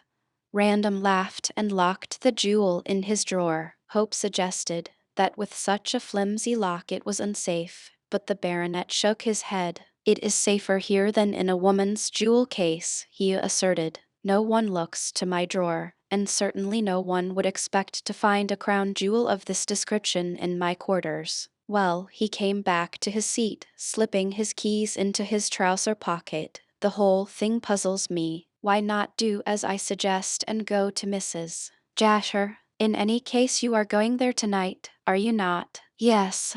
I want to decide what to do about the woman. I had intended to go alone, but as you are here, you may as well come also. I shall be delighted. What do you intend to do? Help her, said Random briefly. She doesn't deserve it, replied Hope, lighting a fresh cigarette. Does anyone ever deserve anything? Asked Sir Frank cynically. What does Miss Kendall think of the business? I suppose Braddock told her. He has too long a tongue to keep anything to himself. He told her at dinner when I was present. Lucy is quite on your side. She says that she had known Mrs. Jasher for months and that there is good in her, although I am bound to say that Lucy was a trifle shocked. Does she want Mrs. Jasher to marry her father now? Her stepfather, corrected Archie immediately. No, that is out of the question. But she would like Mrs. Jasher to be helped out of her difficulties and have a fair start. It was only by the greatest diplomacy that I prevented Lucy going to see the wretched woman this evening. Why did you prevent her? Archie colored. I dare say I am a trifle prudish, he replied, but after what has happened I do not wish Lucy to associate with Mrs. Jasher. Do you blame me? No, I don't. All the same, I don't think that Mrs. Jasher is an immoral woman by any means. Perhaps not, but we needn't discuss her character, as we know precious little of her past, and she no doubt told you the story that best suited herself. I think it will be best to make her tell all she knows this evening, and then send her away with a sum of money in her pocket to begin a new life. I shall help her certainly, said Random, with his eyes on the fire, but can't say exactly how. It is my opinion that the poor wretch is more sinned against than sinning. You are a soldier with a conscience, Random. The other laughed. Why shouldn't a soldier have a conscience? Do you take your idea of officers from the lady novelist, who makes us out to be all idle idiots? Not exactly. All the same, many a man would not take the trouble to behave as you are doing to this unlucky woman. Any man who was a man, whether soldier or civilian, would help such a poor creature. And I believe, Hope, that you will help her also. The artist leaped to his feet impulsively. Of course, I'm with you right along, as Hervey would say. But first, before deciding what we shall do to set Mrs. Jasher on her legs again, let us hear what she has to say. She can say nothing more than she has said, remonstrated Random. I don't believe that, replied Hope, reaching for his overcoat. You may choose to believe that the letter was the outcome of bluff, but I really and truly think that Mrs. Jasher is in the know. What is more, I believe that Bolton got her those clothes, and that she was the woman who talked to him, went there to see how the little scheme was progressing. If I thought that, said Random coldly, I would not help Mrs. Jasher. Oh, yes, you would.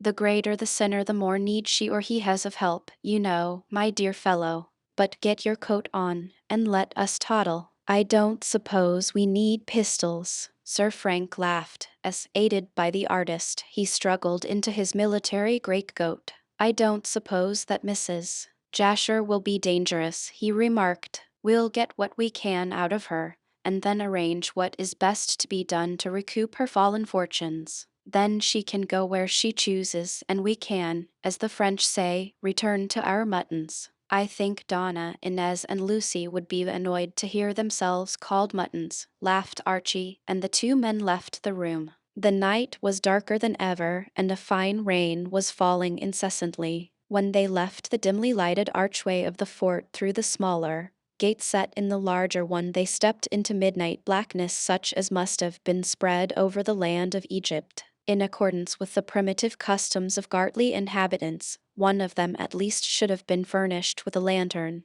as it was no easy task to pick a clean way through the mud. However, Archie, knowing the surroundings better evening than Random, led the way, and they walked slowly through the iron gate on the hard high road which led to the fort. Immediately beyond this they turned towards the narrow cinder path, which led through the marshes to Mrs. Jasher's cottage, and toiled on cautiously through the misty rain, which fell continuously. The fog was drifting up from the mouth of the river, and was growing so thick that they could not see the somewhat feeble lights of the cottage. However, Archie's instincts led him aright, and they blundered finally upon the wooden gate. Here they paused in shocked surprise, for a woman's scream rang out wildly and suddenly. "What, in heaven's name, is that?" asked Hope, aghast. "We must find out," breathed Random, and raced through the white cotton wool of the fog up the path. As he reached the veranda, the door opened, and a woman came running out screaming. But other screams inside the cottage still continued. "What is the matter?" cried Random, seizing the woman. She proved to be Jane. "Oh, sir, my mistress is being murdered." Hope plunged past her into the corridor, not waiting to hear more. The cries had died down to a low moaning, and he dashed into the pink parlor to find it in smoky darkness. Striking a match, he held it above his head. It showed Mrs. Jasher prone on the floor, and a dark figure smashing its way through the flimsy window. Chapter 24. A Confession. Jane was still being held by Sir Frank at the floor, and was still screaming, fully convinced that her captor was a burglar, in spite of having recognized him by his voice. Random was so exasperated by her stupidity that he shook her. "What is the matter, you fool?" he demanded. "Don't you know that I am a friend?" "Yes, SIR, gasped Jane, fetching her breath again after the shaking. "But go for the police. My mistress is being murdered. Mr. Hope is looking after that, and the screams have ceased." "Who was with your mistress?" "I don't know, sir," sobbed the servant. "I didn't know anyone had called, and then I heard the screaming. I looked into the parlor to see what was the matter, but the lamp had been thrown over and had gone out, and there was a dreadful struggle going on in the darkness. So I screamed and ran out, and then oh. Jane showed symptoms of renewed hysteria, and clutched Random tightly as a man came cautiously round the corner. "Are you there, Random?" asked Hope's voice. "It's so infernally dark and foggy that I have missed him." "Missed who?" "The man who was trying to murder Mrs. Jasher. He got her down when I entered and struck a match. Then he dashed through the window before I could catch him or even recognize him. He's vanished in the mist." "It's no use looking for him anyhow," said Random, peering into the dense blackness, which was thick with damp. "We had better see after Mrs. Jasher." "Whom have you got there?" "Jane, who seems to have lost her head." "It's a mercy I haven't lost my life, sir, with burglars and murders all about the place," sobbed the girl, dropping onto the veranda. Random promptly hauled her to her feet. "Go and get a candle, and keep calm if you can," he said in an abrupt military voice. "This is no time to play the fool." His sharpness had great effect on the girl, and she became much more her usual self. Hope lighted another match, and the trio proceeded through the passage towards the kitchen, where Jane had left a lamp burning. Seizing this from its bracket, Sir Frank retraced his way along the passage to the pink parlor, followed closely by Hope and timorously by Jane. A dreadful scene presented itself.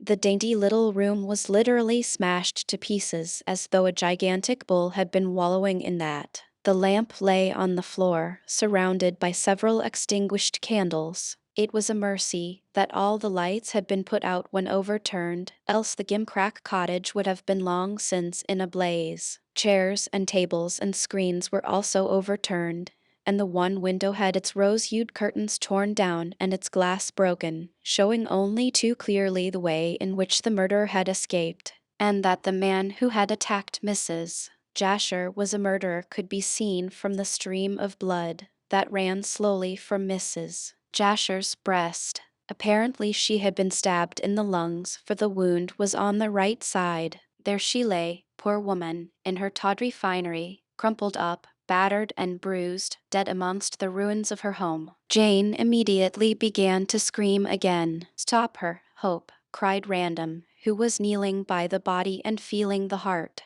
"Mrs. Jasher is not dead. Hold your noise, woman, and go for a doctor." This was to Jane, who, prevented from screaming, took to whimpering. "I had better go," said Hope quickly, "and I'll go to the fort and alarm the men. Perhaps they may catch the man." "Can you describe him?" "Of course not," said Archie indignantly. "I only caught a glimpse of him by the feeble light of a lucifer match. Then he leaped through the window and I after him. I made a grab at him, but lost him in the mist. I don't know in the least what he is like." "Then how can anyone arrest him?" snapped Random, raising Mrs. Jasher's head. "Give what alarm you like, but race for Robinson up the village. We must save this poor woman's life, if only to learn who killed her." "But she isn't dead yet. She isn't dead yet," wailed Jane, clapping her hands, while Hope, knowing the value of time, promptly ran out of the house to get further assistance. "She soon will be," said Sir Frank, whose temper was not of the best at so critical a moment in dealing with a fool. "Go and bring me brandy at once, and afterwards linen and hot water. We must do our best to staunch this wound and revive her." For the next quarter of an hour the man and the woman labored hard to save Mrs. Jasher's life. Random bound up the wound in a rough and ready fashion, and Jane fed the pale lips of her mistress with sips of brandy. Mrs. Jasher gradually became more alive, and a faint sigh escaped from her lips as her wounded bosom rose and fell with recovered breath. When Sir Frank was in hopes that she would speak, she suddenly relapsed again into a comatose state. Luckily, at that moment Archie returned with young Dr.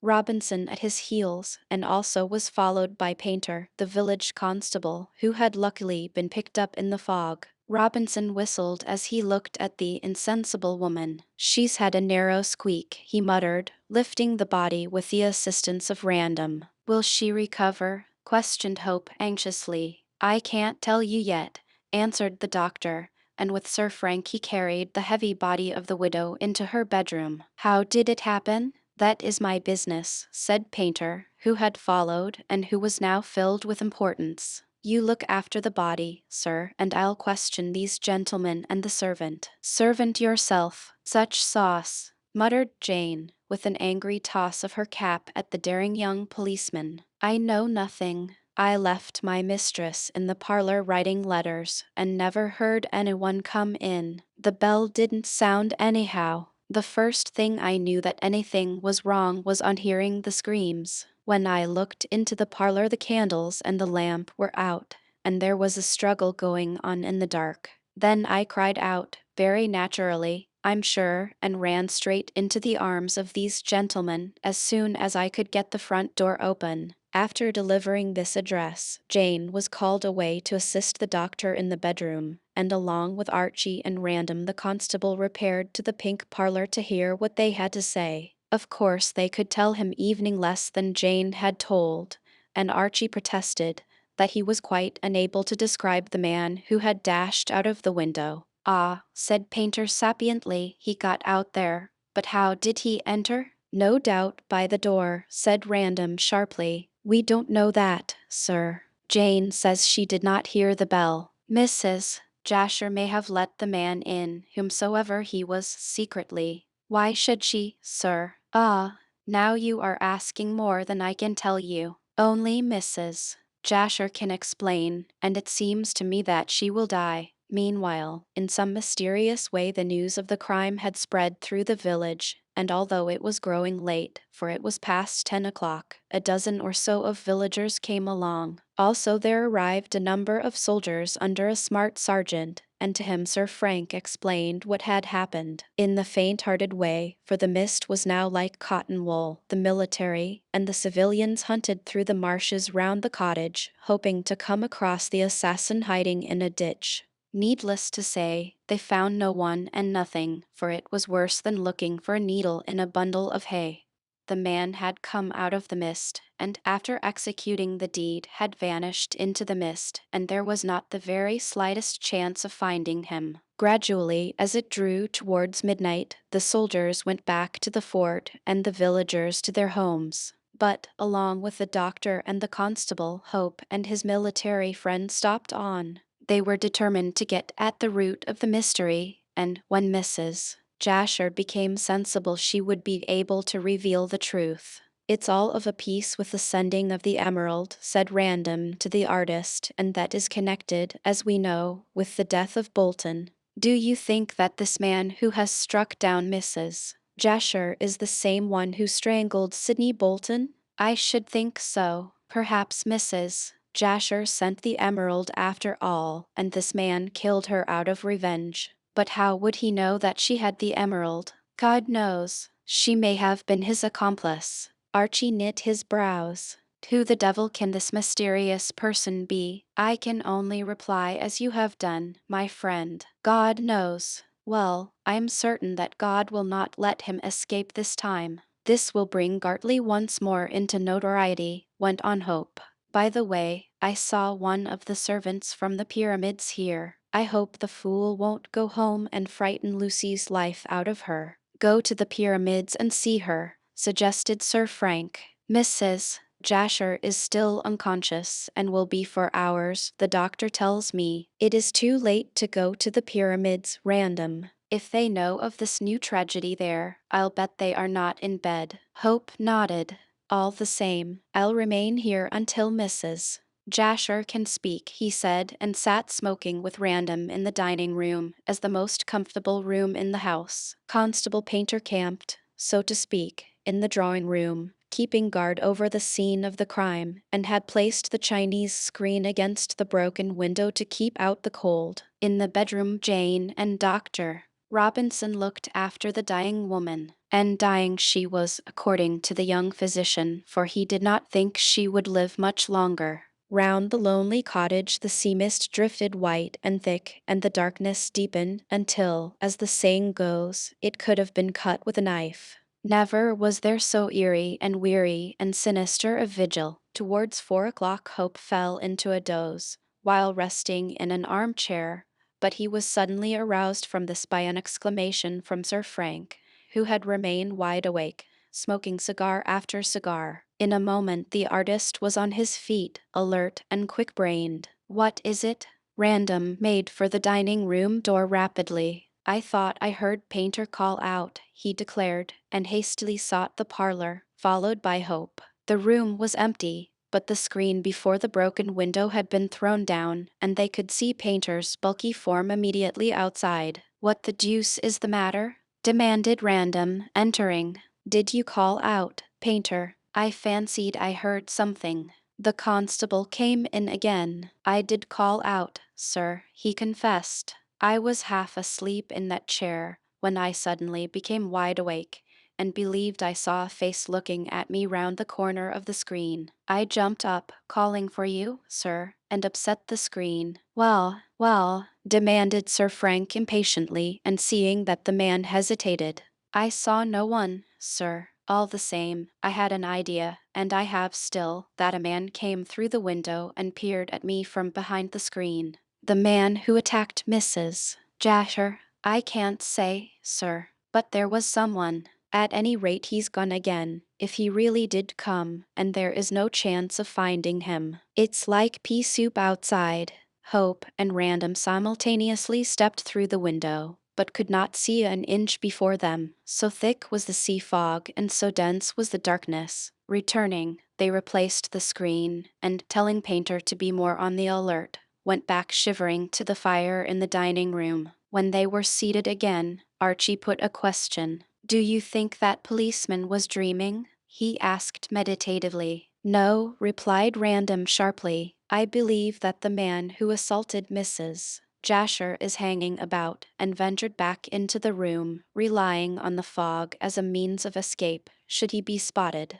But the man wouldn't be such a fool as to return into danger. Not unless he wanted something very badly, said Random significantly. Hope let the cigarette he was lighting fall. What do you mean? I may be wrong, of course, but it is my impression that there is something in the parlor which this man wants, and for which he tried to murder Mrs. Jasher. We interrupted him, and he was forced to flee. Hidden in the fog, he is lurking about to see if he can't obtain what he has risked his neck to secure. What can it be? Murmured Archie, struck by the feasibility of this theory. Perhaps the second emerald, remarked Sir Frank grimly. What? You don't think that? I don't think anything. I am too tired to think at all. However, Painter will keep his eyes open, and in the morning we can search the room. The man has been in the house twice to get what he wanted. He won't risk another attempt now that he is aware we are on the alert. I'm going to try and get 40 winks. You keep watch as you have had your sleep. Hope was quite agreeable, but just as Random composed himself to uneasy slumber, Jane, haggard and red-eyed, came hastily into the dining room. If you please, gentlemen, the doctor wants you to come and see Mistress. She is sensible, and the two waited to hear no more, but went hastily but softly into the room where lay the dying woman. Robinson sat by the bedside holding his patient's hand and feeling her pulse. He placed his finger on his lips as the men entered gently, and at the same moment Mrs. Jasher's voice, weak from exhaustion, sounded through the room, which was dimly illuminated by one candle. The newcomers halted in obedience to Robinson's signal. "Who is there?" asked Mrs. Jasher weakly, for, in spite of the care exercised, she had evidently heard the footsteps. "Mr. Hope and Sir Frank Random," whispered the doctor, speaking into the dying woman's ear. "They came in time to save you, in time to see me die," she murmured, "and I can't die unless I tell the truth. I am glad Random is there. He is a kind-hearted boy and treated me better than he need have done. Some brandy, brandy." Robinson gave her some in a spoon. "Now lie quietly and do not attempt to speak," he commanded. "You need all your strength." "I do, to tell that which I wish to tell," gasped Mrs. Jasher, trying to raise herself. Sir Frank, Sir Frank." Her voice sounded hoarse and weak. "Yes, Mrs. Jasher," said the young man, coming softly to the bedside. She thrust out a weak hand and clutched him. "You must be my father confessor and hear all. You got the emerald." "What?" Random recoiled in astonishment. "Did you?" "Yes, I sent it to you as a wedding present. I was sorry and I was afraid, and she paused again, gasping. The doctor intervened and gave her more brandy. "You must not talk," he insisted severely, "or I shall turn Sir Frank and Mr. Hope out of the room." "No, no, give me more brandy, more." And, when the doctor placed a tumbler to her lips, she drank so greedily that he had to take the glass away lest she should do herself harm. But the ardent spirit put new life into her, and with a superhuman effort she suddenly reared herself in the bed. "Come here, Hope, come here, Random," she said in a much stronger voice. "I have much to tell you. Yes, I took the emerald after dark and threw it into the sentry box when the man wasn't looking. I escaped your spy, Random, and I escaped the notice of the sentry. I walked like a cat, and like a cat I can see in the dark. I am glad you have got the emerald." "Where did you get it?" asked Random quietly. "That's a long story. I don't know that I have the strength to tell it. I have written it out." "You have written it out," said Hope quickly, and drawing near. "Yes, Jane thought that I was writing letters, but I was writing out the whole story of the murder. You were good to me, Random, you dear boy, and on the impulse of the moment I took the emerald to you. I was sorry when I got back, but it was too late then to repent, as I did not dare to go near the fort again. Your spy who watched may have discovered me the second time. I then thought that I would write out the story of the murder, so as to exonerate myself." "Then you are not guilty of Bolton's death?" asked Sir Frank, puzzled, for her confession was somewhat incoherent. "No, I did not strangle him, but I know who did. I have written it all down. I was just finishing when I heard the tapping at the window. I let him in and he tried to get the confession, for I told him what I had done." "Who did you tell?" asked Hope, much excited. Mrs. Jasher took no notice. "The confession is lying on my desk, all the sheets of paper are loose. I had no time to bind them together, for he came in. He wanted the emerald and the confession. I told him that I had given the emerald to you, random, and that I had confessed all in writing. Then he went mad and flew at me with a dreadful knife. He knocked over the candles and the lamp. Everything went out and all was darkness, and I lay crying for help, with that devil stabbing. Ah!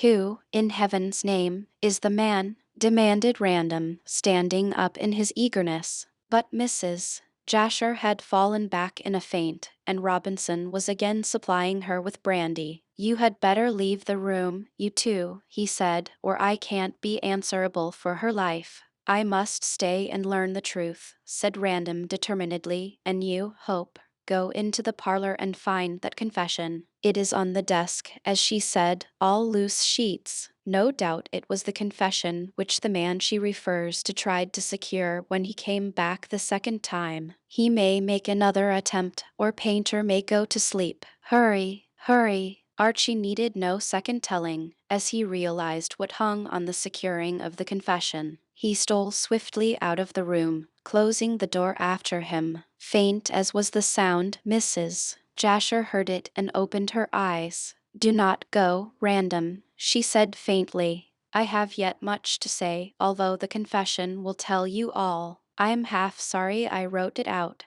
At least I was, and perhaps should have burnt it had I not met with this accident. Accident, echoed Sir Frank scornfully. Murder, you mean? The sinister word galvanized the dying woman in sudden strong life, and she reared herself again on the bed. Murder. Yes, it is murder, she cried loudly. He killed Sidney Bolton to get the emeralds, and he killed me to make me close my mouth. Who stabbed you? Speak, speak, cried Random anxiously. Cockatoo. Chapter 25. The Mills of God. In the cold gray hours of the morning, Hope and his friend left the cottage, where such a tragedy had taken place. The dead woman was lying stiff and white on her bed under a winding sheet, which had already been strewn with many-hued chrysanthemums taken from the pink parlor by the weeping Jane. The wretched woman who had led so stormy and unhappy a life had at least one sincere mourner, for she had always been kind to the servant who formed her entire domestic staff, and Jane would not hear a word said against the dead. Not that anyone did say anything, for Random and Hope kept the contents of the confession to themselves. There would be time enough for Mrs. Jasher's reputation to be smirched when those same contents were made public. When the poor woman died, Random left the doctor and the servant to look after the corpse and went into the parlor. Here he met Hope with the confession in his hand. Luckily, Painter was not in the room at the moment, else he would have prevented the artist from taking away the same. Hope, as directed by Mrs. Jasher, had found the confession, written on many sheets, lying on the desk. It broke off abruptly towards the end and was not signed. Apparently at this point Mrs. Jasher had been interrupted, as she had said, by the tapping of Cockatoo at the window. Probably she had admitted him at once, and on her refusal to give him the emerald, and on her confessing what she had written, he had overturned the lights for the purpose of murdering her. Only too well had the Kanaka succeeded in his wickedness. Archie slipped the confession into his pocket before the policeman returned, and then left the cottage with Random and the doctor, since nothing else could now be done. It was between 7 and 8, and the chilly dawn was breaking, but the sea mist still lay heavily over the marshes, as though it were the winding sheet of the dead. Robinson went to his own house to get his trap and drive into Jessam, there to catch the train and ferry to Pierside. It was necessary that Inspector Date should be informed of this new tragedy without delay, and as Constable Painter was engaged in watching the cottage, there was no messenger available but Dr. Robinson. Random truly offered to send a soldier or to afford Robinson the use of the fort telephone, but the doctor preferred to see Date personally, so as to detail exactly what had happened. Perhaps the young medical man had an eye to becoming better known for the improvement of his practice, but he certainly seemed anxious to take a prominent part in the proceedings connected with the murder of Mrs. Jasher. When Robinson parted from them, Random and Hope went to the lodgings of the latter, so as to read over the confession and learn exactly to what extent Mrs. Jasher had been mixed up in the tragedy of the green mummy. She had declared herself innocent evening on her deathbed, and so far as the two could judge at this point, she certainly had not actually strangled Sidney Bolton. But it may be, and it appeared to be more than probable, that she was an accessory after the fact. But this they could learn from the confession, and they sat in Hope's quiet little sitting room, in which the fire had been just lighted by the artist's landlady, with the scattered sheets neatly ranged before them. "Perhaps you would like a cup of coffee or a whiskey and soda," suggested Archie before starting to read. "I should," assented Random, who looked weary and pale. "The events of the night have somewhat knocked me up. Coffee for choice. Nice, black, strong, hot coffee." Hope nodded and went to order the same. When he returned, he sat down, after closing the door carefully, and proceeded to read. But before he could speak, Random raised his hand. "Let us chat until the coffee comes in," he said. "Then we shall not be interrupted when reading." "All right," said Hope. "Have a cigar?" "No, thanks. I have been smoking all the night. I shall sit here by the fire and wait for the coffee." "You look chippy yourself." "And small wonder," said Archie wearily. "We little thought when we left the fort last night what a time we were going to have. Fancy Mrs. Jasher having sent you the emerald after all." "Yes," she repented, as she said, and yet I dare say, as she also said, she was sorry that she acted on her impulse. If she had not been stabbed by that damned cockatoo, she would no doubt have destroyed that confession. I expect she wrote that also on the impulse of the moment. "She confessed as much," said Hope, leaning his head on his hand and staring into the fire. "She must have been cognizant of the truth all along. I wonder if she was an accessory before or after the fact." "What I wonder," said Random, after a moment's thought, "is what Braddock has to do with the matter." Hope raised his head in surprise. "Why, nothing. Mrs. Jasher did not say a word against Braddock. I know that. All the same, Cockatoo was completely under the thumb of the professor, and probably was instructed by him to strangle Bolton." "That is impossible," cried the artist, much agitated. "Think of what you are saying, Random. What a terrible thing it would be for Lucy if the professor were guilty in such a way as you suggest. Really, I fail to see that. Miss Kendall is no relation to Braddock save by marriage. His iniquities have nothing to do with her, or with you. But it's impossible, I tell you, Random. Throughout the whole of this case, Braddock has acted in a perfectly innocent way." "That's just it," said Sir Frank caustically. "He has acted in spite of his pretended grief for the loss of the emeralds. I should not be surprised to learn from that," he nodded towards the confession on the table, "that he was in possession of the missing gem. Cockatoo had no reason to steal the emeralds himself, setting aside the fact that he probably would not know their value, being but a semi-civilized savage. He acted under orders from his master, and although Cockatoo strangled Bolton, the professor is really the author and the gainer and the moving spirit." "You would make Braddock an accessory before the fact." "Yes, and Mrs. Jasher an accessory after the fact. Cockatoo is the link as the actual criminal who joins the two in a guilty partnership. No wonder Braddock intended to make that woman his wife even though he did not love her, for she knew a jolly sight too much for his peace of mind." "This is horrible," murmured Hope desperately, "but it is mere theory. We cannot be sure until we read the confession." "We'll be sure soon, then, for here comes the coffee." This last remark Random made when a timid knock came to the door, and a moment later the landlady entered with a tray bearing cups, saucers, and a jug of steaming coffee. She was a meek, reticent woman who entered and departed in dismal silence, and in a few moments the two young men were quite alone with the door closed. They drank a cup of coffee each, and then Hope proceeded to read the confession. The story told by Mrs. Jasher commenced with a short account of her early life. It appeared that her father was a ruined gentleman and a gambler, and that her mother had been an actress. She was dragged up in a bohemian sort of way until she attained a marriageable age, when her mother, who seemed to have been both wicked and hard-hearted, forced her to marry a comparatively wealthy man called Jasher. The elderly husband, for Jasher was not young, treated his wife very badly, and, infected with the spirit of gambling by her father, lost all his money. Mrs. Jasher then went with him to America and performed on the stage in order to keep the home together. She had one child, but it died, much to her grief, yet also much to her relief, as she was so miserable and poor. Mrs.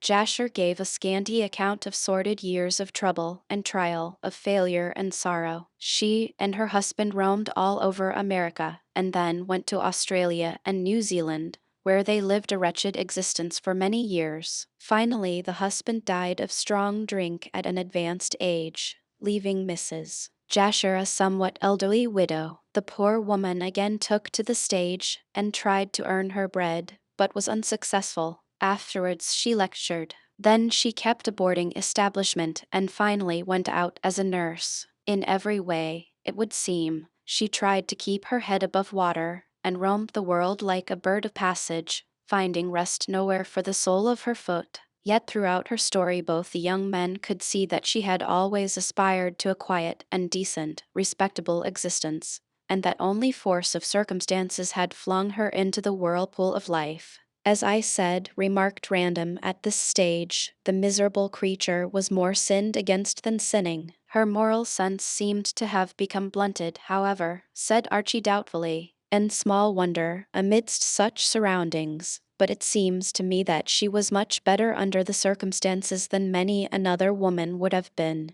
Go on. In Melbourne, Mrs. Jasher made a lucky speculation in mines, which brought her £1,000. With this she came to England and resolved to make a bid for respectability. Chance led her into the neighbourhood of Gartley, and thinking that if she set up her tent in this locality she may manage to marry an officer from the fort, since amidst such dismal surroundings a young man may be the more easily fascinated by a woman of the world. She took the cottage amidst the marshes at a small rent. Here she hoped to eke out what money she had left, a few hundreds, until the coveted marriage should take place. Afterwards she met Professor Braddock and determined to marry him as a man more easy to manage. She was successful in enlisting Lucy on her side, and until the green mummy brought its bad luck to the pyramids everything went capitally. It was in connection with the name of Bolton that the first mention was made of the green mummy. Sidney was a clever young man, although very lowly born, and having been taken up by Professor Braddock as an assistant,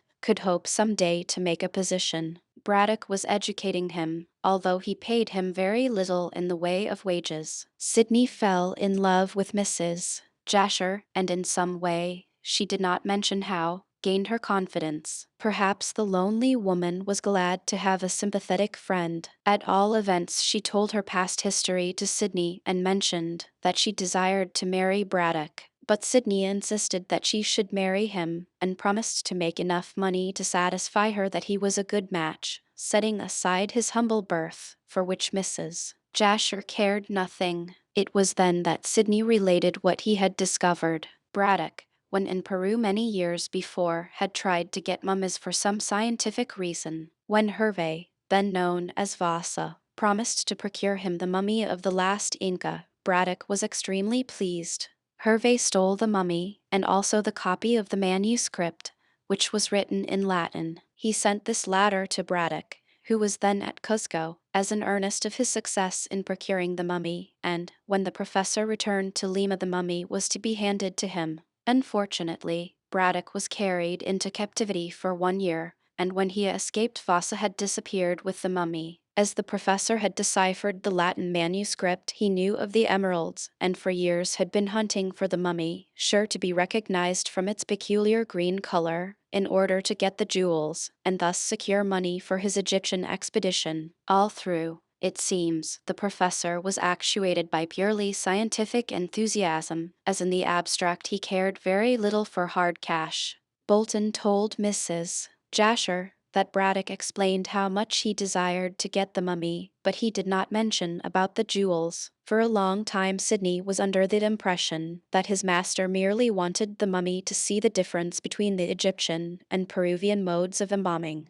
Then one day Sidney chanced on the Latin manuscript and learned that Braddock's real reason for getting the mummy was to procure the emeralds which were held in the grip of the dead. Sidney kept this knowledge to himself, and Braddock never guessed that his assistant knew the truth. Then, unexpectedly, Braddock stumbled across the advertisement describing the green mummy for sale in Malta. From the color, he made sure that it was that of Inca Caxus, and so moved heaven and earth to get money to buy it. At length he did, from Archie Hope, on condition that he consented to the marriage of his stepdaughter with the young man. Thinking that Sidney was ignorant of the jewels, he sent him to bring the mummy home. Sidney told Mrs. Jasher that he would try and steal the jewels in Malta or on board the tramp steamer. Failing that, he would delay the delivery of the mummy to Braddock on some excuse and rob it at pierside. To make sure of escaping, he borrowed a disguise from his mother, alleging that Hope wanted the same to clothe the model. Sidney intended to take these clothes with him, and after stealing the jewels, to escape disguised as an old woman. As he was slender and clean-shaven and a capital actor, he could easily manage this.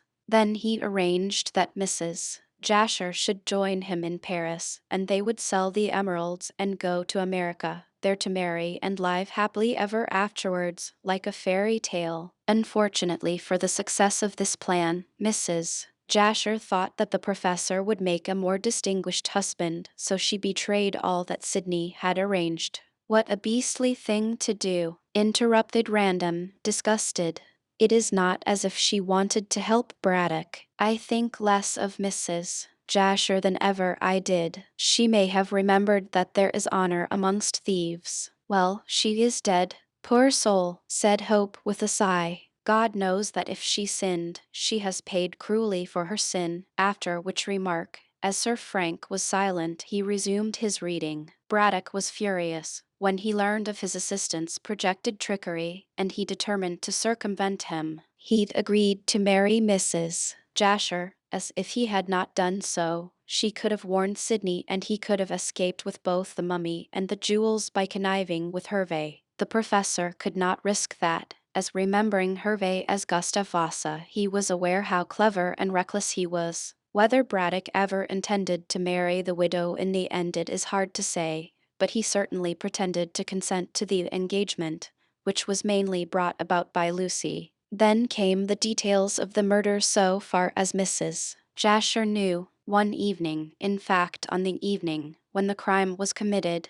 the woman was walking in her garden late. In the moonlight she saw Braddock and Cockatoo go down along the cinder path to the jetty near the fort. Wondering what they were doing, she waited up and heard and saw them, for it was still moonlight, come back long after midnight. The next day she heard of the murder and guessed that the professor and his slave, for Cockatoo was little else, had rowed up to Pierside in a boat and there had strangled Sidney and stolen the mummy. She saw Braddock and accused him. The professor had then opened the case, and had pretended astonishment when discovering the corpse of the man whom Cockatoo had strangled, as he knew perfectly well. Braddock at first denied having been to Pierside, but Mrs. Jasher insisted that she would tell the police, so he was forced to make a clean breast of it to the woman. "Now for it," said Random, settling himself to hear details of the crime, for he had often wondered how it had been executed. "Braddock, read Archie from the confession," for Mrs.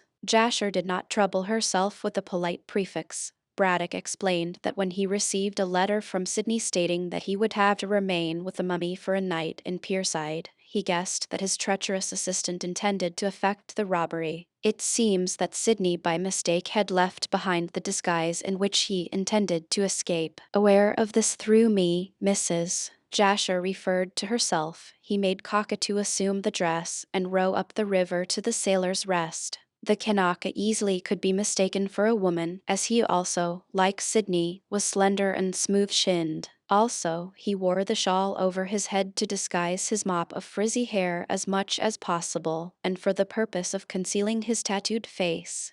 In the darkness, it was after 9 o'clock, he spoke to Sydney through the window, as he had seen him there earlier, when searching for him. Cockatoo said that Sydney was much afraid when he heard that his purpose had been discovered by the professor. He offered a share of the plunder to the Kanaka, and Cockatoo agreed, saying he would come back late, and that Sydney was to admit him into the bedroom so that they could open the mummy and steal the jewels. Sydney quite believed that Cockatoo was heart and soul with him, especially as the cunning Kanaka swore that he was weary of his master's tyranny. It was when Cockatoo was talking thus that he was seen by Eliza Flite, who mistook him, very naturally, for a woman. Cockatoo then returned by boat to the Gartley jetty and told his master. Afterwards, the professor, at a much later hour, went down to the jetty and was rowed up to Pierside by the Kanaka. That was when Mrs.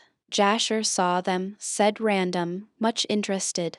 Yes, said Archie, and then, if you remember, she watched for the return of the couple. It was nearly midnight when the boat was brought alongside the sloping stone bank of the alley which ran past the Sailor's Rest. No one was about at that hour, not even a policeman, and there was no light in Sidney Bolton's window. Braddock was much agitated as he thought that Sidney had already escaped. He waited in the boat and sent Cockatoo to knock at the window. Then a light appeared and the window was silently opened. The Kanaka slipped in and remained there for some 10 minutes after closing the window. When he returned, the light was extinguished. He whispered to his master that Sidney had opened the packing case and the mummy coffin, and had ripped the swathings to get the jewels. When Sidney would not hand over the jewels to the Kanaka, as the latter wanted him to, Cockatoo, already prepared with the window cord, which he had silently taken from the blind, sprang upon the unfortunate assistant and strangled him. Cockatoo told this to his horrified master,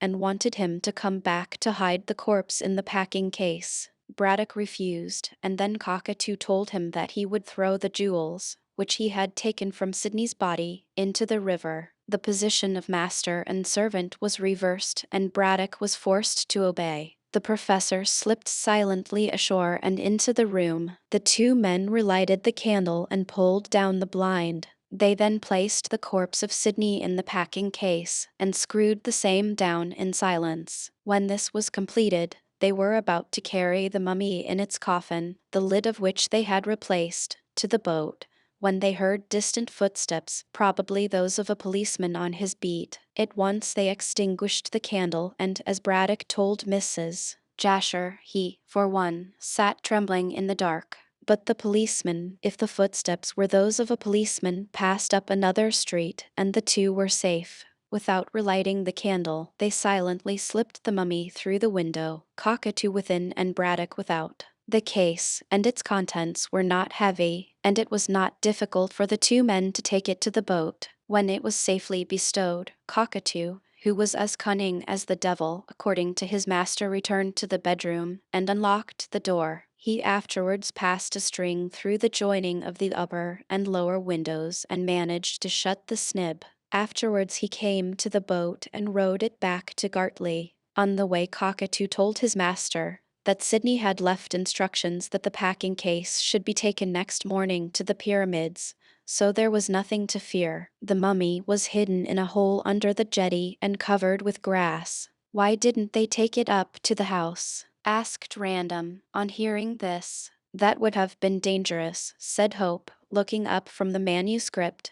Seeing that the mummy was supposed to have been stolen by the murderer, it was easier to hide it amongst the grasses under the jetty, as no one ever goes there. Well, he turned over a few pages, that is practically all. The rest is after events. I want to hear them, said Random, taking another cup of coffee. Pope ran his eyes swiftly over the remaining portion of the paper, and gave further details rapidly to his friend. You know all that happened, he said. The professor's pretended surprise when he found the corpse he had himself helped to pack, and yes. But why was the mummy placed in Mrs. Jasher's garden? That was Braddock's idea. He fancied that the mummy may be found under the jetty, and that inconvenient inquiries may be made. Also, he wished if possible to implicate Mrs. Jasher, so as to keep her from telling to the police what he had told her. He and Cockatoo went down to the river one night and removed the mummy to the arbor silently. Afterwards he pretended to be astonished when I found it. I must say he acted his part very well, said Hope reflectively, evening to accusing Mrs. Jasher. That was a bold stroke of genius. A very dangerous one. Not at all. He swore to Mrs. Jasher that if she said anything, he would tell the police that she had taken the clothes provided by Sydney from the pyramids and had gone to speak through the window in order to fly with Sydney and the emeralds. As the fact of the mummy being found in Mrs. Jasher's garden would lend color to the lie, she was obliged to hold her tongue. And after all, as she says, she didn't mind, since she was engaged to the professor and possessed at least one of the emeralds. Ah, the one she passed along to me. How did she get that? Hope referred again to the manuscript. She insisted that Braddock should give it to her as a pledge of good faith. He had to do it, or risk her splitting. That was why he placed the mummy in her garden, so as to bring her into the matter and render it more difficult for her to speak. What of the other emerald? Braddock took that to Amsterdam when he went to London that time, if you remember, when Don Pedro arrived.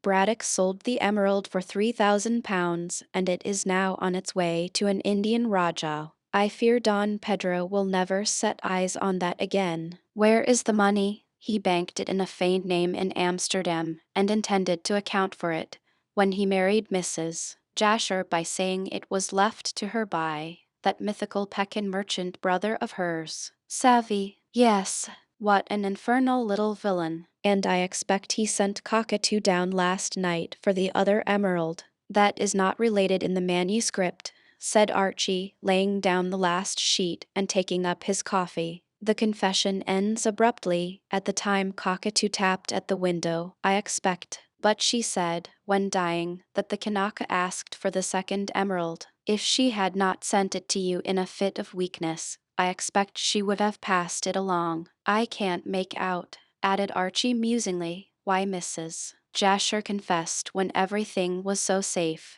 Well, said Random, nursing his chin and staring into the fire, she made a mistake in trying to blackmail me, though why she did so I can't tell, seeing she had the whiff end of Braddock. Perhaps she wanted the 5,000 to spend herself, knowing that the professor's plunder would be wasted on his confounded expedition. At any rate, she gave herself away by the blackmail, and I expect she grew frightened.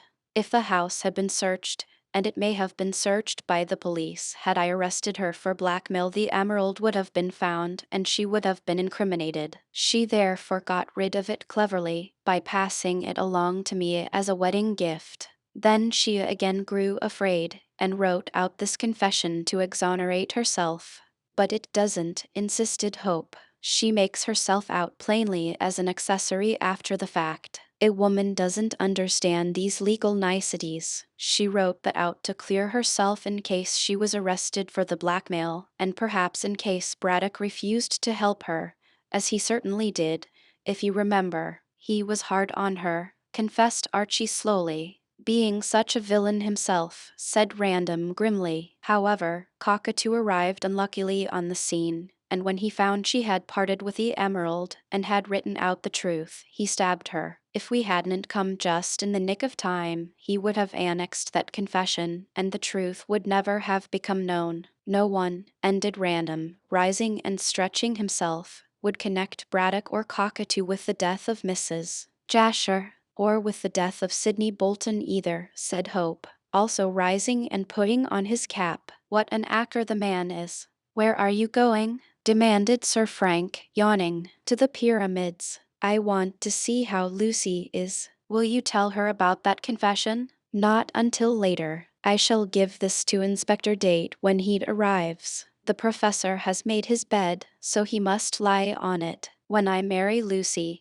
I'll take her away from this damned place. Marry her at once, then, advised Random, while the professor is doing time and while Cockatoo is being hanged. Meanwhile, I think you had better put on your overcoat, unless you want to walk through the village in crumpled evening dress, like a dissipated undergraduate. Archie laughed in spite of his weariness, and assumed his greatcoat at the same moment as Random slipped into his. The two young men walked out into the village and up to the pyramids, for Random wished to see Braddock before returning to the fort. They found the door of the great house open and the servants in the hall. "What is all this?" demanded Hope, entering. "Why are you here, and not at work? Where is your master?" "He's run away," said the cook in a shrill voice. "Lord knows why, sir." "Archie, Archie!" Lucy came running out of the museum, pale-faced and white. "My father has gone away with Cockatoo and the green mummy." "What does it mean? And just when poor Mrs.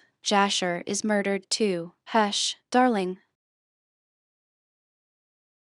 Chapter 26. The Appointment. Poor Lucy Kendall was terribly grieved and shocked when the full account of her stepfather's iniquity was revealed to her. Archie tried to break the news as delicately as possible, but no words could soften the sordid story. Lucy, at first, could not believe it possible that a man whom she had known for so long and to whom she was related would behave in such a base way. To convince her, Hope was forced to let her read the account in Mrs. Jasher's handwriting. When acquainted with the contents, the poor girl's first desire was to have the matter hushed up, and she implored her lover with tears to suppress the damning document. "That is impossible," said Hope firmly, "and if you think again, my dear, you will not repeat such a request. It is absolutely necessary that this should be placed in the hands of the police, and that the truth should become as widely known as possible. Unless the matter is settled once and for all, someone else may be accused of this murder." "But the disgrace," wept Lucy, hiding her face on her lover's shoulder. He slipped his arm round her waist. "My darling, the disgrace exists whether it be public or private. After all, the professor is no relation." "No, but everyone knows that I am his stepdaughter." "Everyone," echoed Archie with an assumed lightness. "My dear, everyone in this instance only means the handful of people who live in this out-of-the-way village. Your name will not appear in the papers, and even if by chance it does, you will soon be changing it for mine. I think the best thing that can be done is for you to come with me to London next week and marry me. Then we can go to the south of France for the rest of the winter, until you recover. When we return and set up house in London, say in a year, the whole affair will be forgotten. But how can you bear to marry me, when you know that I come of such a bad stock?" wept Lucy, a trifle more comforted. "My dear, must I remind you again that you are no relation to Professor Braddock? You have not a drop of his wicked blood in your veins.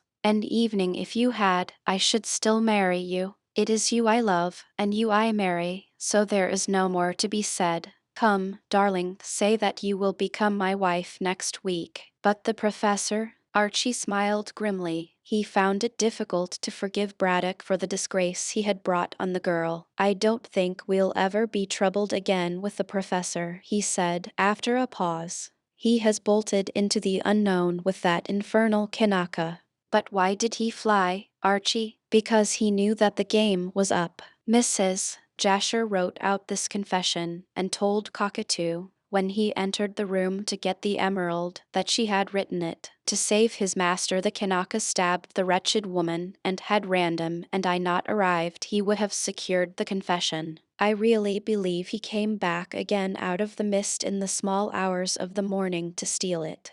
But when he found that all was vain, he returned here and told the professor that the story of the murder had been written out. Therefore there was nothing left to Braddock but to fly. Although, added Hope, with an afterthought, I can't imagine why those two fugitives should drag that confounded mummy with them. "But why should the professor fly?" asked Lucy again. "According to what Mrs. Jasher writes, he did not strangle poor Sydney. No, and I will do him the justice to say that he had no idea of having his assistant murdered. It was Cockatoo's savage blood which came out in the deed, and maybe it can be explained by the Kanaka's devotion to the professor. It was the same way in the murder of Mrs. Jasher. By killing Bolton, the Kanaka hoped to save the emeralds for Braddock. In stabbing Mrs. Jasher, he hoped to save the professor's life. Oh, Archie, will they hang my father?" Hope winced. Call him your stepfather, he said quickly. No, dear, I do not think he will be hanged,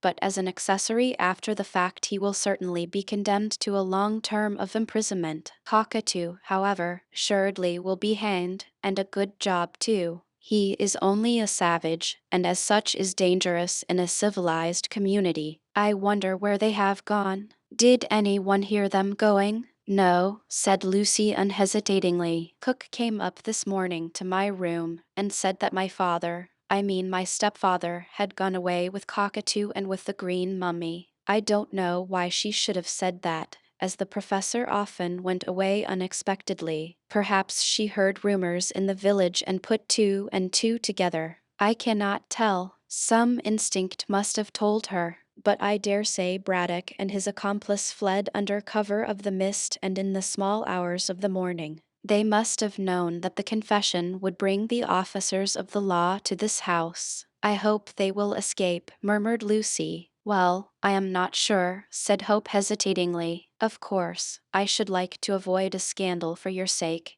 and yet it is only right that the two of them should be punished. Remember, Lucy dear, how Braddock has acted all along in deceiving us. He knew all, and yet not one of us suspected him.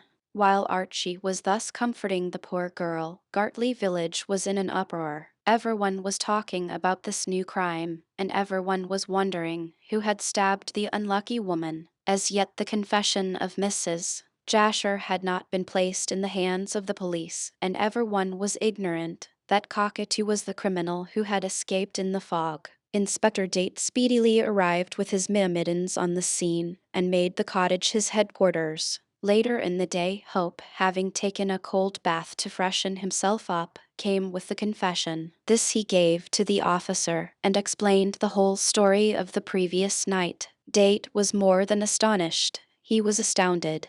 He read the confession, and made notes.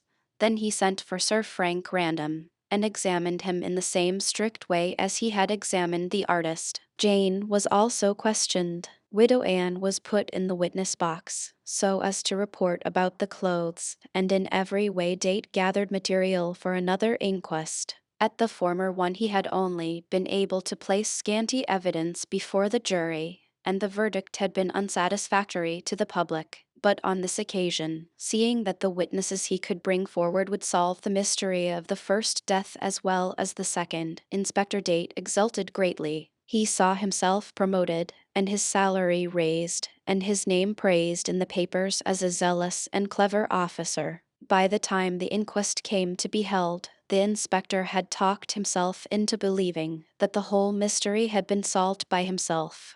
But before that time came another event happened which astonished everyone, and which made the final phase of the Green Mummy crime evening more sensational than it had been. And heaven knows that from beginning to end there had been no lack of melodrama of the most lurid description. Don Pedro de Gallegos was exceedingly amazed at the unexpected turn which the case had taken, that he should have been trying to solve a deep mystery for so long, and that the solution, all the time, had been in the hands of the professor, startled him exceedingly. He admitted that he had never liked Braddock, but explained that he had not expected to hear that the fiery little scientist was such a scoundrel. But, as Don Pedro confessed, it was an ill wind which blew him some good, when the upshot of the whole mysterious tragic business was the restoration of at least one emerald. Sir Frank brought the gem to him on the afternoon of the day succeeding Mrs. Jasher's death, and while the whole village was buzzing with excitement, it was Random who gave all details to Donna Inez and her father, leading from one revelation to another, until he capped the whole extraordinary story by producing the splendid gem. Mine, said Don Pedro, his dark eyes glittering. Thanks be to the Virgin and the saints, and he bowed his head to make the sign of the cross devoutly on his breast. Donna Inez clapped her hands and her eyes flashed, for, like every woman, she had a profound love for jewels. Oh, how lovely, Frank! It must be worth no end of money. Professor Braddock sold the other to some Indian Rajah in Amsterdam, through an agent, I presume, for £3,000. I shall get more than that, said Don Pedro quickly. The professor sold his jewel in a hurry and had no time to bargain. But sooner or later I shall get £5,000 for this. He held the gem in the sunlight, where it glowed like an emerald sun. Why, it is worthy of a king's crown. I fear you will never get the other gem, said Random regretfully. I believe that it is on its way to India, if Mrs. Jasher can be trusted.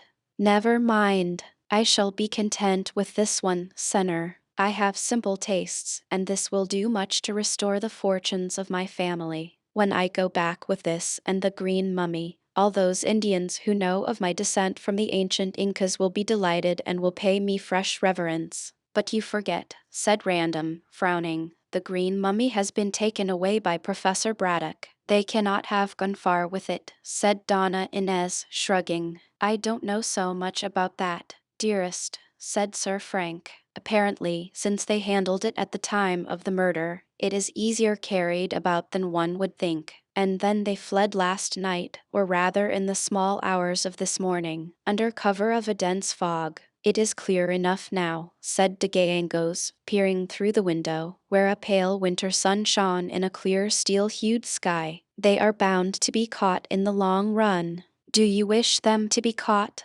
Asked Random abruptly. Not the professor. For Miss Lucy's sake I hope he will escape, but I trust that the savage who killed these two unfortunate people will be brought to the gallows. So do I, said Random. Well, Don Pedro, it seems to me that your task in Gartley is ended. All you have to do is to wait for the inquest and see Mrs. Jasher buried. Poor soul, then you can go to London and remain there until after Christmas.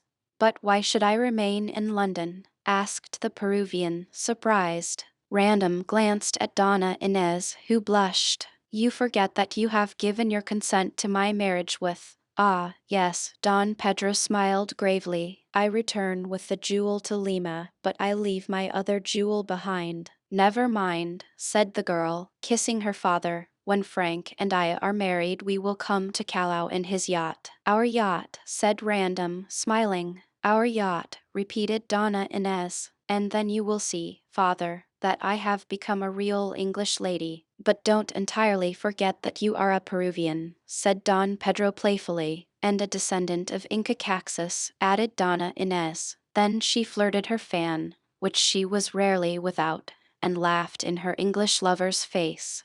Don't forget, Senner, that you marry a princess. I marry the most charming girl in the world, he replied, catching her in his arms, rather to the scandal of de Gallegos, who had stiff Spanish notions regarding the etiquette of engaged couples. There is one thing you must do for me, Senner, he said quietly, before we leave this most unhappy case of murder and theft forever. What is that? Asked Sir Frank, turning with Inez in his arms. Tonight at 8 o'clock, Captain Hervé, the sailor Gustav Vasa, if you prefer the name, steams down the river in his new boat, the Firefly. I received a note from him. He displayed a letter, stating that he will pass the jetty of Gartley at that hour, and will burn a blue light. If I fire a pistol, he will send off a boat with a full account of the theft of the mummy of Inca Caxus, written by himself. Then I will hand his messenger 50 gold sovereigns, which I have here, added Don Pedro, pointing to a canvas bag on the table, and we will return. I wish you to go with me, Senner, and also I wish your friend Mr. Hope to come. Do you anticipate treachery from Captain Hervé? Asked Random. I should not be surprised if he tried to trick me in some way, and I wish you and your friend to stand by me. Were this man alone, I would go alone, but he will have a boat's crew with him. It is best to be safe. I agree with you, said Random quickly. Hope and I will come, and we will take revolvers with us. It doesn't do to trust this blackguard. Ho, ho, I wonder if he knows of the professor's flight. No, considering the terms upon which the professor stood with Hervé, I should think he would be the last person he would trust. I wonder what has become of the man. More people than Don Pedro wondered as to the whereabouts of Braddock and his servant, for everyone was inquiring and hunting. The marshes round the cottage were explored, The great house itself was searched, as well as many cottages in the village, and inquiries were made at all the local stations. But all in vain.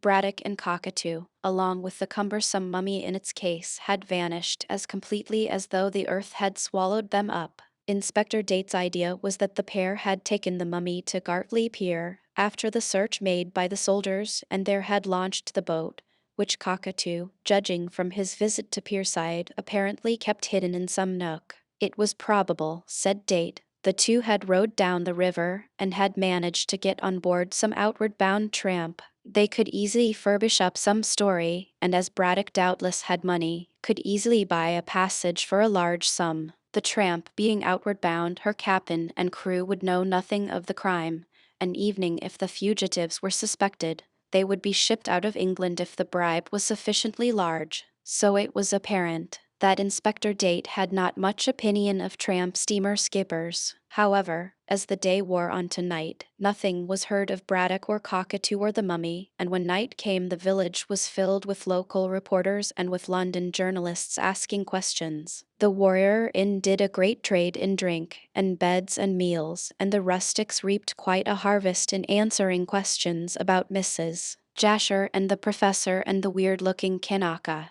Some reporters dared to invade the pyramids, where Lucy was weeping in sorrow and shame, but Archie, reinforced by 2 policemen, sent to his aid by Date, soon sent them to the right about.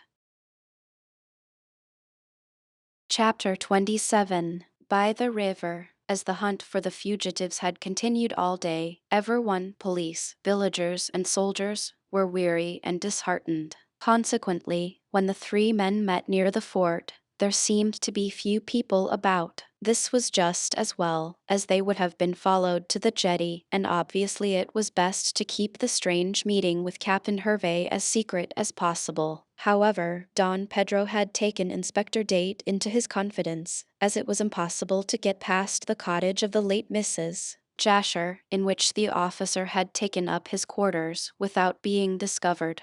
Date was quite willing that the trio should go, but stipulated that he should come also. He had heard all about Captain Hervey in connection with the mummy, and thought that he would like to ask that sailor a few leading questions. And if I see fit I shall detain him until the inquest is over, said Date, which was mere bluff, as the inspector had no warrant to stop the Firefly or arrest her skipper. The 3 men therefore were joined by Date when they came along the cinder path abreast of the cottage, and the quartet proceeded further immediately, walking amongst the bents and grasses to the rude old wooden jetty, near which Hervey intended to stop his ship. The night was quite clear of fog, strange to say, considering the late sea mist, but a strong wind had been blowing all day and the fog wreaths were entirely dispersed. A full moon rode amongst a galaxy of stars, which twinkled like diamonds. The air was frosty, and their feet scrunched the earth and grasses and coarse herbage underfoot,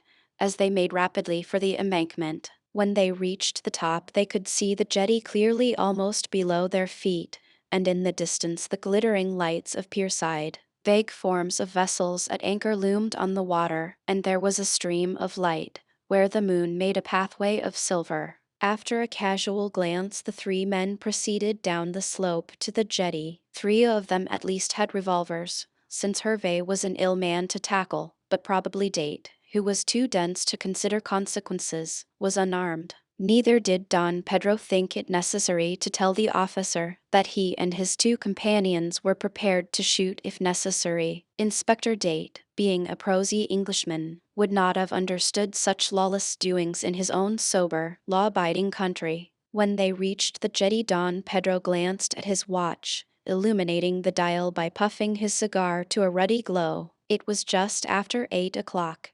And evening as he looked an exclamation from Date made him raise his head. The inspector was pointing outstream to a large vessel, which had steamed inshore as far as was safe. Probably Hervey was watching for them through a night glass, for a blue light suddenly flared on the bridge. Don Pedro, according to his promise, fired a pistol, and it was then that Date learned that his companions were armed. "What the devil did you do that for?" he inquired angrily. "It will bring my constables down on us." I do not mind, since you can control them, said de Gallegos coolly. I had to give the signal, and we all have revolvers, said Random quickly. Hervé is not a very safe man to tackle, Inspector. Do you expect a fight? Said Date, while they all watched a boat being lowered. If so, you may have told me, and I should have brought a revolver also. Not that I think it is needed.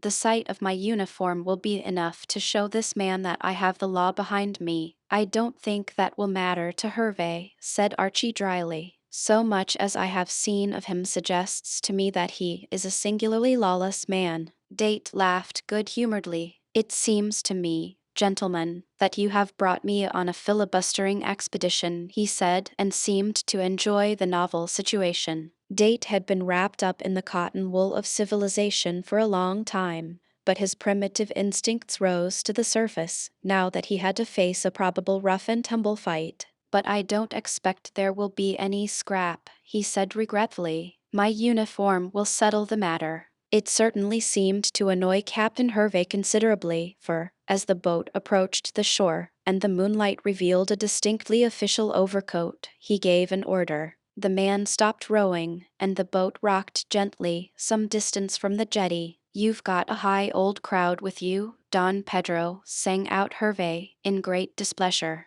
Is that angel in the military togs with the brass buttons the almighty aristocrat? No, I am here, cried out Random, laughing at the description, which he recognized. My friend Hope is with me and Inspector Date. I suppose you have heard what has happened? Yes, I've taken it all in, said Hervé sourly. I guess the news is all over Pierside. Well, it's none of my picnic, I reckon. So chuck that gold over here, Don Pedro, and I'll send along the writing. No, said Don Pedro, prompted by Date. You must come ashore. I guess not, said Hervé vigorously. You want to run me in for that theft of 30 years ago, laughed de Gallegos. Nonsense. Come along. You are quite safe. Shan't take your damned word for it, growled Hervé. But if those two gents can swear that there's no trickery, I'll come. I can depend on the word of an English aristocrat, anyhow. Come along.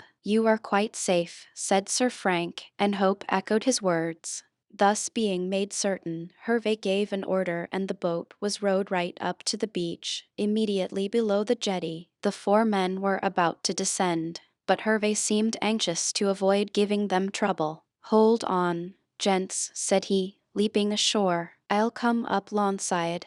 Date, ever suspicious, thought it queer that the skipper should behave so politely, as he had gathered that Hervé was not usually a considerate man. Also, he saw that when the captain was climbing the bank, the boat, in charge of a mate, as the inspector judged from his brass-bound uniform, backed water to the end of the jetty, where it swung against one of the shell-encrusted piles. Hervé finally reached the jetty level, but refused to come onto the same. He beckoned to Don Pedro and his companions to walk forward to the ground upon which he was standing. Also, he seemed exceedingly anxious to take time over the transaction, as evening after he had handed the scroll of writing to the Peruvian, and had received the gold in exchange, he engaged in quarrelsome conversation, pretending that he doubted if de Gallegos had brought the exact sum. He opened the canvas bag and insisted on counting the money. Don Pedro naturally lost his temper at this insult,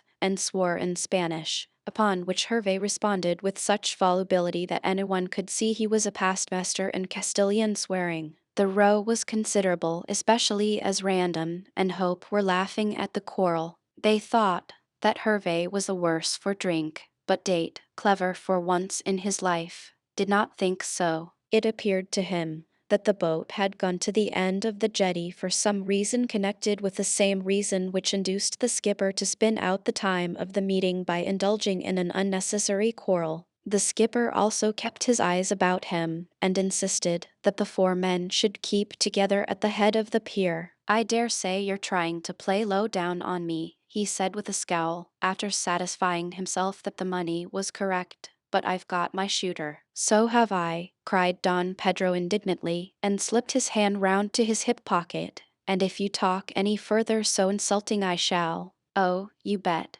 two can play at that game," cried Hervé, and ripped out his own weapon before the Spaniard could produce his derringer. "Hands up or I shoot!" But he had reckoned without his host. While covering de Gangos, he overlooked the fact that Random and Hope were close at hand. The next moment, and while Don Pedro flung up his hands, the ruffian was covered by two revolvers in the hands of two very capable men. "Great Scott!" cried Hervé, lowering his weapon. "Only my fun, gents. Here, you get back." This was to Inspector Date, who had been keeping his ears and eyes open, and who was now racing for the end of the jetty. Peering over, he uttered a loud cry. "I thought so, I thought so. Here's the nigger and the mummy." Hervé uttered a curse, and plunging past the trio, careless of the leveled weapons, ran down to the end of the jetty, and, throwing his arms round Date, leaped with him into the sea. They fell just beside the boat, as Random saw.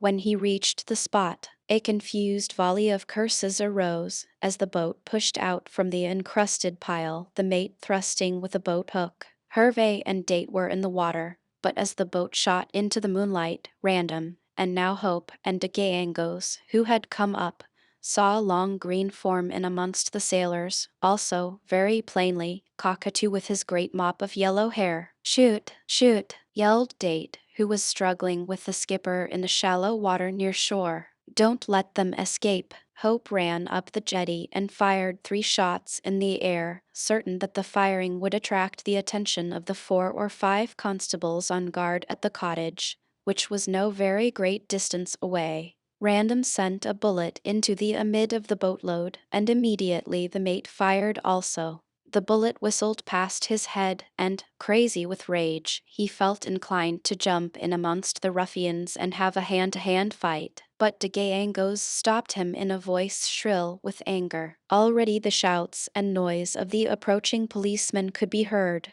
Cockatoo gripped the green mummy case desperately, while the sailors tried to row towards the ship. Then de Gangos gave a shout and leaped as the boat swung past the jetty. He landed right on Cockatoo, and although a cloud drifted across the moon, Random heard the shots coming rapidly from his revolver. Meanwhile Hervé got away from Date as the constables came pounding down the jetty and onto the beach. "Chuck the mummy and nigger overboard and make for the ship," he yelled, swimming with long strokes towards the boat. This order was quite to the sailors' minds, as they had not reckoned on such a fight. Half a dozen willing hands clutched both Cockatoo and the case, and, in spite of the Kanaka's cries, both were hurled overboard. As the case swung overside, de Gangos, balancing himself at the end of the boat, fired at Cockatoo. The shot missed the Kanaka and pierced the mummy case. Then from it came a piercing yell of agony and rage. "Great God!" shouted Hope, who was watching the battle. "I believe Braddock is in that damn thing." The next moment de Gangos was swung overboard also, and the sailors were lifting Hervé into the boat. It nearly upset, but he managed to get in, and the craft rowed for the vessel, which was again showing the flaring blue light. Random sent a shot after the boat, and then with the policeman ran down to help de Gangos, who was struggling in the water. He managed to pull him out, and when he had him safe and breathless on shore, he saw that the boat was nearing the ship, and that Date, torn and wet and disheveled, with 3 policemen, was up to his waist in water, struggling to bring ashore Cockatoo and the mummy case, to which he clung like a limpet. Hope ran down to give a hand, and in a few minutes they had the Kanaka ashore, fighting like the demon he was. Random and de Gangos joined the breathless group, and Cockatoo was held in the grasp of 2 strong men, who required all their strength to hold him, while Date, warned by Hope's cry of what was in the case, tore at the lid. It was but lightly fastened and soon came off. Then those present saw in the moonlight the dead face of Professor Braddock, who had been shot through the heart. As they looked at the sight, Cockatoo broke from those who held him, and, throwing himself on his master, howled and wept as though his heart would break. At the same moment there came a derisive whistle from the Firefly, and they saw the great tramp steamer slowly moving downstream, increasing her speed with almost every revolution of the screw. Braddock had been captured, but Hervé had escaped. At the inquest on the professor and on the body of Mrs. Jasher, It was proved that Cockatoo had warned his master that the game was up, and had suggested that Braddock should escape by hiding in the mummy case. The corpse of Inca Caxus was placed in an empty Egyptian sarcophagus, in which it was afterwards found, and Braddock, assisted by his faithful Kanaka, wheeled the case down to the old jetty. Here, in a nook where Cockatoo had formerly kept the boat, the professor concealed himself all that night and all next day. Cockatoo, having got rid of his boat long since lest it may be used in evidence against him and his master, ran through the dense mist and the long night up to Pierside, where he saw Captain Hervey and bribed him with a promise of £1,000 to save his master. Hervey, having assured himself that the money was safe, since it was banked in a feigned name in Amsterdam, agreed and arranged to ship the professor in the mummy case. Thus it was that Hervey kept the 4 men talking up the jetty, as he knew that Cockatoo with his own sailors was shipping the professor in the mummy case underneath, and well out of sight. Cockatoo had come downstream with the Firefly, and in this way had not been discovered. Throughout that long day the miserable Braddock had crouched like a toad in its hole, trembling at every sound of pursuit, as he knew that the whole of the village was looking for him. But Cockatoo had hidden him well in the case, in the lid of which holes had been bored. He had brandy to drink, and food to eat, and he knew that he could depend upon the Kanaka. Had Date not been suspicious, the ruse may have been successful, but to save himself Hervey had to sacrifice the wretched professor, which he did without the slightest hesitation. Then came the unlucky shot from the revolver of de Gallegos, which had ended Braddock's wicked life. It was fate. At the inquest a verdict of willful murder was brought against the Kanaka, but a verdict of justifiable homicide was given in favor of the Peruvian. Thus Cockatoo was hanged for the double murder, and Don Pedro went free. He remained long enough in London to see his daughter married to the man of her choice, and then returned to Lima. Of course, the affair caused more than a 9 days' wonder, and the newspapers were filled with accounts of the murder and the projected escape. But Lucy was saved from all this publicity, as, in the first place, her name was kept out of print as much as possible, and, in the second, Archie promptly married her, and within a fortnight of her stepfather's death took her to the south of France, and afterwards to Italy, what with his own money, and the money she inherited from her mother, in which Braddock had a life interest. The young couple had nearly 1,000 a year. 6 months later Sir Frank came into the small San Remo, where Mr. and Mrs. Hope lived, with his wife on his arm. Lady Random looked singularly charming and was assuredly more conversational. This was the first time the 2 sets of lovers had met since the tragedy, and now each girl had married the man she loved. Therefore there was great joy. "My yacht is over at Monte Carlo," said Random, "and I am going with Inez to South America. She wants to see her father." "Yes, I do," said Lady Random, "and we want you to come also, Lucy, you and your dear husband." Archie and his wife looked at one another, but declined unanimously. "We would rather stay here in San Remo," said Mrs. Hope, becoming slightly pale. "Don't think me unkind, Inez, but I could not bear to go to Peru. It is associated too much in my own mind with that terrible green mummy." "Oh, Don Pedro has taken that back to the Andes," explained Sir Frank, "and it is now reposing in the sepulchre in which it was placed hundreds of years ago by the Indians faithful to Inca Caxus. Inez and I are going up to a kind of forbidden city, where Don Pedro reigns as Inca, and I expect we shall have a jolly time. I hear there is some big game shooting there." "What about your soldiering?" asked Hope, rather surprised at this extended tour being arranged. "Oh, my husband has left the army," pouted Inez. "His duties kept him away from me nearly all the day, and I grew weary of being left alone. So you see, Mrs. Hope," laughed Random gaily, "that I have had to succumb to my fireside tyrant. We shall go and see this fairy city and then return to my home in Oxfordshire. There Inez will settle down as a real English wife and I'll turn a country squire. So, after all our troubles, peace will come. And as you will not come to my country," said Lady Random to her hostess, "you cannot refuse to visit Frank and myself at the Grange." We have had so much trouble together that we cannot lose sight of each other. No, said Lucy, kissing her. We will come to Oxfordshire. So it was arranged, and the next day Mr. and Mrs. Hope went over to Monte Carlo to see the last of Sir Frank and his wife. They stood on the heights watching the pretty little steamer making for South America. Archie noticed that his wife's face was somewhat sad.